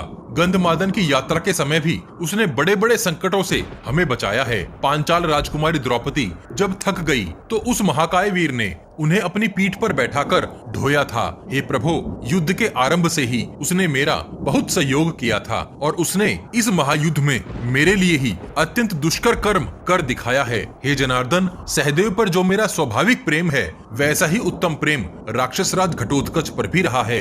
हे वार्ष्णेय, वह महाबाहु मेरा भक्त था, मैं उसे प्रिय था और वह मुझे, इसलिए उसके शोक से संतप्त होकर मैं मोह को प्राप्त हुआ जा रहा हूँ। हे वृष्णि नंदन, देखिए कौरव किस प्रकार मेरी सेनाओं को खदेड़ रहे हैं तथा महारथी द्रोण और कर्ण किस प्रकार युद्ध में प्रयत्न पूर्वक लगे हुए हैं। जैसे दो मतवाले हाथी नरकुल एक प्रकार का पौधा के विशाल वन को रौंद रहे हों, उसी प्रकार इस आधी रात के समय उनकी सेना द्वारा यह पांडव सेना कुचल दी गई है। हे माधव, भीमसेन के बाहुबल और अर्जुन के विचित्र अस्त्र कौशल का अनादर करके ये कौरव योद्धा अपना पराक्रम प्रकट कर रहे हैं। ये द्रोण, कर्ण तथा राजा दुर्योधन युद्ध में राक्षस घटोत्कच का वध करके बड़े हर्ष के साथ सिंहनाद कर रहे हैं। हे जनार्दन, हमारे और आपके जीते जी हिडिंबा कुमार घटोत्कच सूत पुत्र के साथ संग्राम करते हुए भला मृत्यु को कैसे प्राप्त हुआ? हे श्री कृष्ण, हम सब की अवहेलना करके तथा सव्यसाची अर्जुन के देखते देखते ही भीमसेन कुमार महाबली घटोत्कच मारा गया है। हे श्री कृष्ण, धृतराष्ट्र के दुरात्मा पुत्रों ने जब युद्ध में अभिमन्यु को मारा था उस समय महारथी अर्जुन वहां उपस्थित नहीं थे। उस दुरात्मा जयद्रथ ने हम सब लोगों को भी व्यू के बाहर ही रोक लिया था। वहां अभिमन्यु के वध में पुत्र सहित द्रोणाचार्य ही मूल कारण हुए थे। गुरु द्रोणाचार्य ने स्वयं ही कर्ण को अभिमन्यु के वध का उपाय बताया था और जब वह तलवार लेकर परिश्रम पूर्वक युद्ध कर रहा था उस समय उन्होंने ही उसकी तलवार के 2 टुकड़े कर दिए थे। इस प्रकार जब वह संकट में पड़ गया था तब कृतवर्मा ने क्रूर मनुष्य की भांति सहसा उसके अश्वों तथा दोनों पार्श्व रक्षकों को मार डाला था। इसी प्रकार दूसरे महाधनुर्धरों ने सुभद्रा कुमार को युद्ध में मार डाला था। हे यादव श्रेष्ठ श्री कृष्ण, अभिमन्यु के वध में जयद्रथ का बड़ा कम अपराध था, तो भी उस छोटे से कारण को लेकर ही गांडीवधारी अर्जुन ने जयद्रथ को मार डाला। वह कार्य मुझे अधिक प्रिय नहीं लगा था। यदि पांडवों के लिए अपने शत्रु का वध करना न्याय संगत है तो युद्ध भूमि में सबसे पहले कर्ण और द्रोणाचार्य को ही मार डालना चाहिए। मेरा तो ऐसा ही मत है। हे पुरुषोत्तम, ये कर्ण और गुरु द्रोण ही हमारे दुखों के मूल कारण हैं। रणभूमि में इन्हीं का सहारा लेकर दुर्योधन का ढांढस अब तक बंधा हुआ है। जहां द्रोणाचार्य का वध होना चाहिए तथा जहां सेवकों सहित सूतपुत्र कर्ण को मार गिराना चाहिए था, वहां महाबाहु अर्जुन ने दूर रहने वाले सिंधुराज जयद्रथ का वध किया था। मुझे तो यहाँ अवश्य ही इस सूतपुत्र कर्ण का दमन करना चाहिए। अतः हे वीरवर, अब मैं स्वयं ही कर्ण का वध करने की इच्छा से युद्ध भूमि में जाऊंगा। वहाँ महाबाहु भीमसेन द्रोणाचार्य की सेना के साथ युद्ध कर रहे हैं। हे राजन, ऐसा कहकर राजा युधिष्ठिर अपना भयंकर शंख बजाकर और अपने विशाल धनुष पर टंकार करते हुए बड़ी उतावली के साथ तुरंत वहां से चल दिए। तदनंतर शिखंडी 1,000 रथ, 300 हाथी, 5,000 अश्व तथा पांचाल और प्रबंधकों की सेना साथ ले शीघ्रता पूर्वक राजा युधिष्ठिर के पीछे पीछे गया। तब पांचालों और पांडवों ने युधिष्ठिर को आगे करके कवच आदि से सुसज्जित हो बड़े जोर से डंके और शंख बजाए। हे राजन, उस समय महाबाहु श्री कृष्ण ने अर्जुन से इस प्रकार कहा, ये राजा युधिष्ठिर क्रोध के आवेश में भरकर कर्ण का वध करने की इच्छा से शीघ्रता पूर्वक आगे बढ़े जा रहे हैं। इस समय इन्हें अकेले छोड़ना उचित नहीं है। ऐसा कहकर श्री कृष्ण ने शीघ्र ही अपने अश्वों को हाँका और दूर जाते हुए युधिष्ठिर का अनुसरण किया, अर्थात साथ दिया। धर्मराज युधिष्ठिर का संकल्प अर्थात विचार शक्ति शोक से नष्ट हो गया था। वे क्रोध की आग में जलते हुए से जान पड़ते थे। उन्हें कर्ण के वध की इच्छा से सहसा जाते देख महर्षि व्यास उनके समीप प्रकट हो गए और उनसे इस प्रकार बोले। व्यास जी ने कहा, हे राजन, बड़े सौभाग्य की बात है कि संग्राम में कर्ण का सामना करके भी अर्जुन अभी जीवित है, क्योंकि उसने उन्हीं के वध की इच्छा से अपने पास इंद्र की दी हुई शक्ति संचित करके रखी थी। उस महासमर में कर्ण के साथ द्वैरथ युद्ध करने के लिए अर्जुन नहीं गए। यह बहुत अच्छा हुआ। ये दोनों वीर एक दूसरे से सर्वदा स्पर्धा रखते हैं। अतः हे युधिष्ठिर, यदि ये दोनों सब प्रकार से दिव्यास्त्र का प्रयोग करते तब अपने अस्त्रों के नष्ट होने पर कर्ण पीड़ित हो इंद्र की दी हुई शक्ति को निश्चय ही अर्जुन पर चला देता। हे भरत श्रेष्ठ, उस दशा में तुम पर और भयंकर विपत्ति टूट पड़ती। हे मानद, यह हर्ष की ही बात है कि युद्ध में कर्ण ने उस राक्षस को ही मारा है। वास्तव में इंद्र की शक्ति को निमित्त बनाकर काल ने ही उसका वध किया है। हे भरत श्रेष्ठ, तुम्हारे हित के लिए ही वह राक्षस युद्ध में मारा गया है। ऐसा समझकर न तो तुम किसी पर क्रोध करो और न मन में शोक को ही किसी प्रकार का स्थान दो। हे युधिष्ठिर, इस नश्वर जगत के समस्त प्राणियों की अंत में यही गति होती है। हे भरतवंशी नरेश, तुम अपने समस्त भाइयों तथा महामना भूपालों के साथ जाकर समर भूमि में कौरवों का सामना करो। आज से 5वें दिन यह सारी पृथ्वी तुम्हारी हो जाएगी। हे पुरुष सिंह पांडु नंदन, तुम सदा धर्म का ही चिंतन करो और कोमलता अर्थात दया भाव, तपस्या, दान, क्षमा और सत्य आदि सद्गुणों का ही अत्यंत प्रसन्नता पूर्वक सेवन करो, क्योंकि जिस पक्ष में धर्म है उसी की विजय होती है। पांडुपुत्र युधिष्ठिर से ऐसा कहकर महर्षि व्यास वहीं अंतर्ध्यान हो गए। द्रोण पर्व अध्याय 184। संजय बोले, हे राजन, व्यास जी के ऐसा कहने पर वीर धर्मराज युधिष्ठिर स्वयं कर्ण का वध करने के विचार से हट गए। कर्ण के द्वारा घटोत्कच के मारे जाने पर उस रात धर्मराज युधिष्ठिर दुख और अमर्ष के वशीभूत हो गए थे। उधर भीमसेन के द्वारा आपकी विशाल सेना का विनाश होता देख युधिष्ठिर ने धृष्टद्युम्न से इस प्रकार कहा, हे वीर, तुम द्रोणाचार्य को आगे बढ़ने से रोको। तुम तो शत्रुओं को संताप देने वाले हो और द्रोण का विनाश करने के लिए ही बाण, कवच, खड्ग और धनुष सहित अग्निकुंड से उत्पन्न हुए हो। अतः हर्ष में भरकर रणभूमि में द्रोणाचार्य पर धावा करो। तुम्हें तो यहाँ किसी प्रकार का भय नहीं होना चाहिए। जन्मेजय, शिखंडी तथा दुर्मुख पुत्र यशोधर ये हर्ष और उत्साह में भरकर चारों ओर से द्रोणाचार्य पर धावा करें। नकुल, सहदेव, द्रौपदी के 5 पुत्र, प्रभद्रक गण पुत्रों और भाइयों सहित द्रुपद और विराट, सात्यकी, केकय और पांडुपुत्र अर्जुन ये द्रोणाचार्य के वध की इच्छा से वेग पूर्वक उन पर धावा बोल दें। इसी प्रकार हमारे समस्त रथी, हाथी, अश्वों की जो कुछ भी सेना अवशिष्ट है अर्थात बची है वह और पैदल सैनिक ये सभी रणभूमि में महारथी द्रोणाचार्य को मिलकर मार गिराएं। हे राजन, पांडुनंदन महात्मा युधिष्ठिर के इस प्रकार आदेश देने पर वे सब वीर द्रोणाचार्य के वध की इच्छा से वेग पूर्वक उन पर टूट पड़े। उन समस्त पांडव सैनिकों को पूरे उद्योग के साथ सहसा आक्रमण करते देख शस्त्रधारियों में श्रेष्ठ द्रोणाचार्य ने समर भूमि में आगे बढ़कर उनका सामना किया। उस समय द्रोणाचार्य के जीवन की रक्षा करते हुए राजा दुर्योधन ने अत्यंत कुपित हो पूरे प्रयत्न के साथ पांडवों पर धावा किया। तदनंतर एक दूसरे को लक्ष्य करके गरजते हुए पांडव तथा कौरव योद्धाओं में पुनः युद्ध आरंभ हो गया। वहां जितने रथ और सैनिक थे वे सभी थक गए थे। हे राजन, युद्ध में अत्यंत थके हुए महारथी योद्धा निद्रा में अंधे हुए जा रहे थे, अतः संग्राम में कोई चेष्टा नहीं कर पा रहे थे।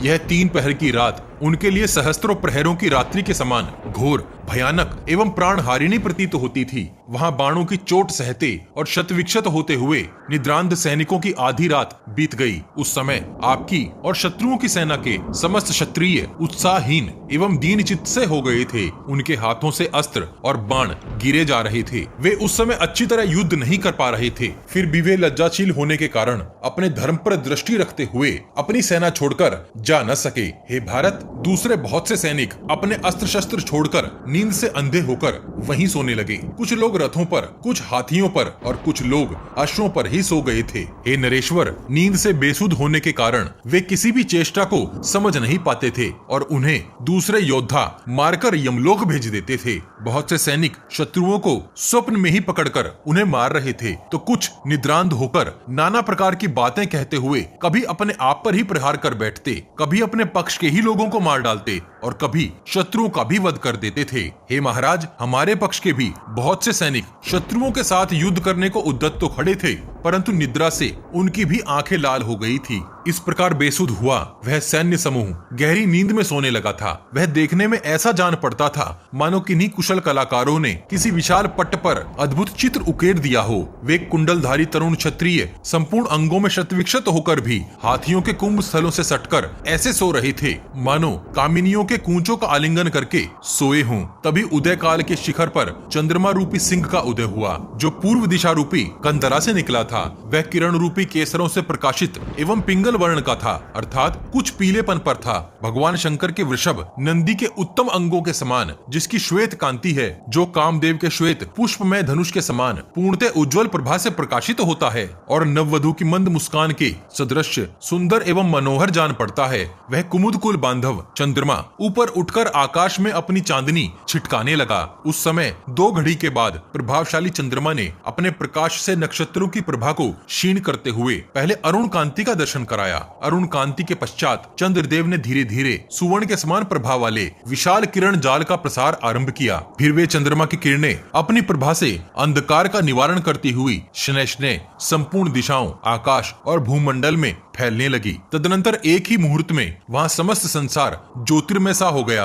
अंधकार का कहीं नाम भी नहीं रह गया था। चंद्रदेव के पूर्णतः प्रकाशित होने पर वहां दिन का सा उजाला हो गया था। हे राजन, उस समय रात्रि में विचरने वाले कुछ प्राणी विचरण करने लगे और कुछ जहां के तहां पड़े रहे। चंद्रमा की किरणों के स्पर्श से सारी सेना उसी प्रकार जाग उठी जैसे सूर्य रश्मियों का स्पर्श पाकर कमलों का समूह खिल उठता है। जैसे पूर्णिमा के चंद्रमा का उदय होने पर उससे प्रभावित होने वाले महासागर में ज्वार उठने लगते हैं, उसी प्रकार उस समय चंद्रोदय होने से उस सारे सैन्य समूह में खलबली मच गई। तदनंतर इस जगत में महान जनसंहार के लिए परलोक की इच्छा रखने वाले योद्धाओं का वह युद्ध पुनः आरंभ हो गया। इस विशाल ग्रंथ महाभारत को शीघ्रता से समेटने के लिए हम ग्राफिक्स के साथ पॉडकास्ट का सहारा भी ले रहे हैं, ताकि आप तक कुछ जल्दी से महाभारत का सही रूप पहुंचाया जा सके।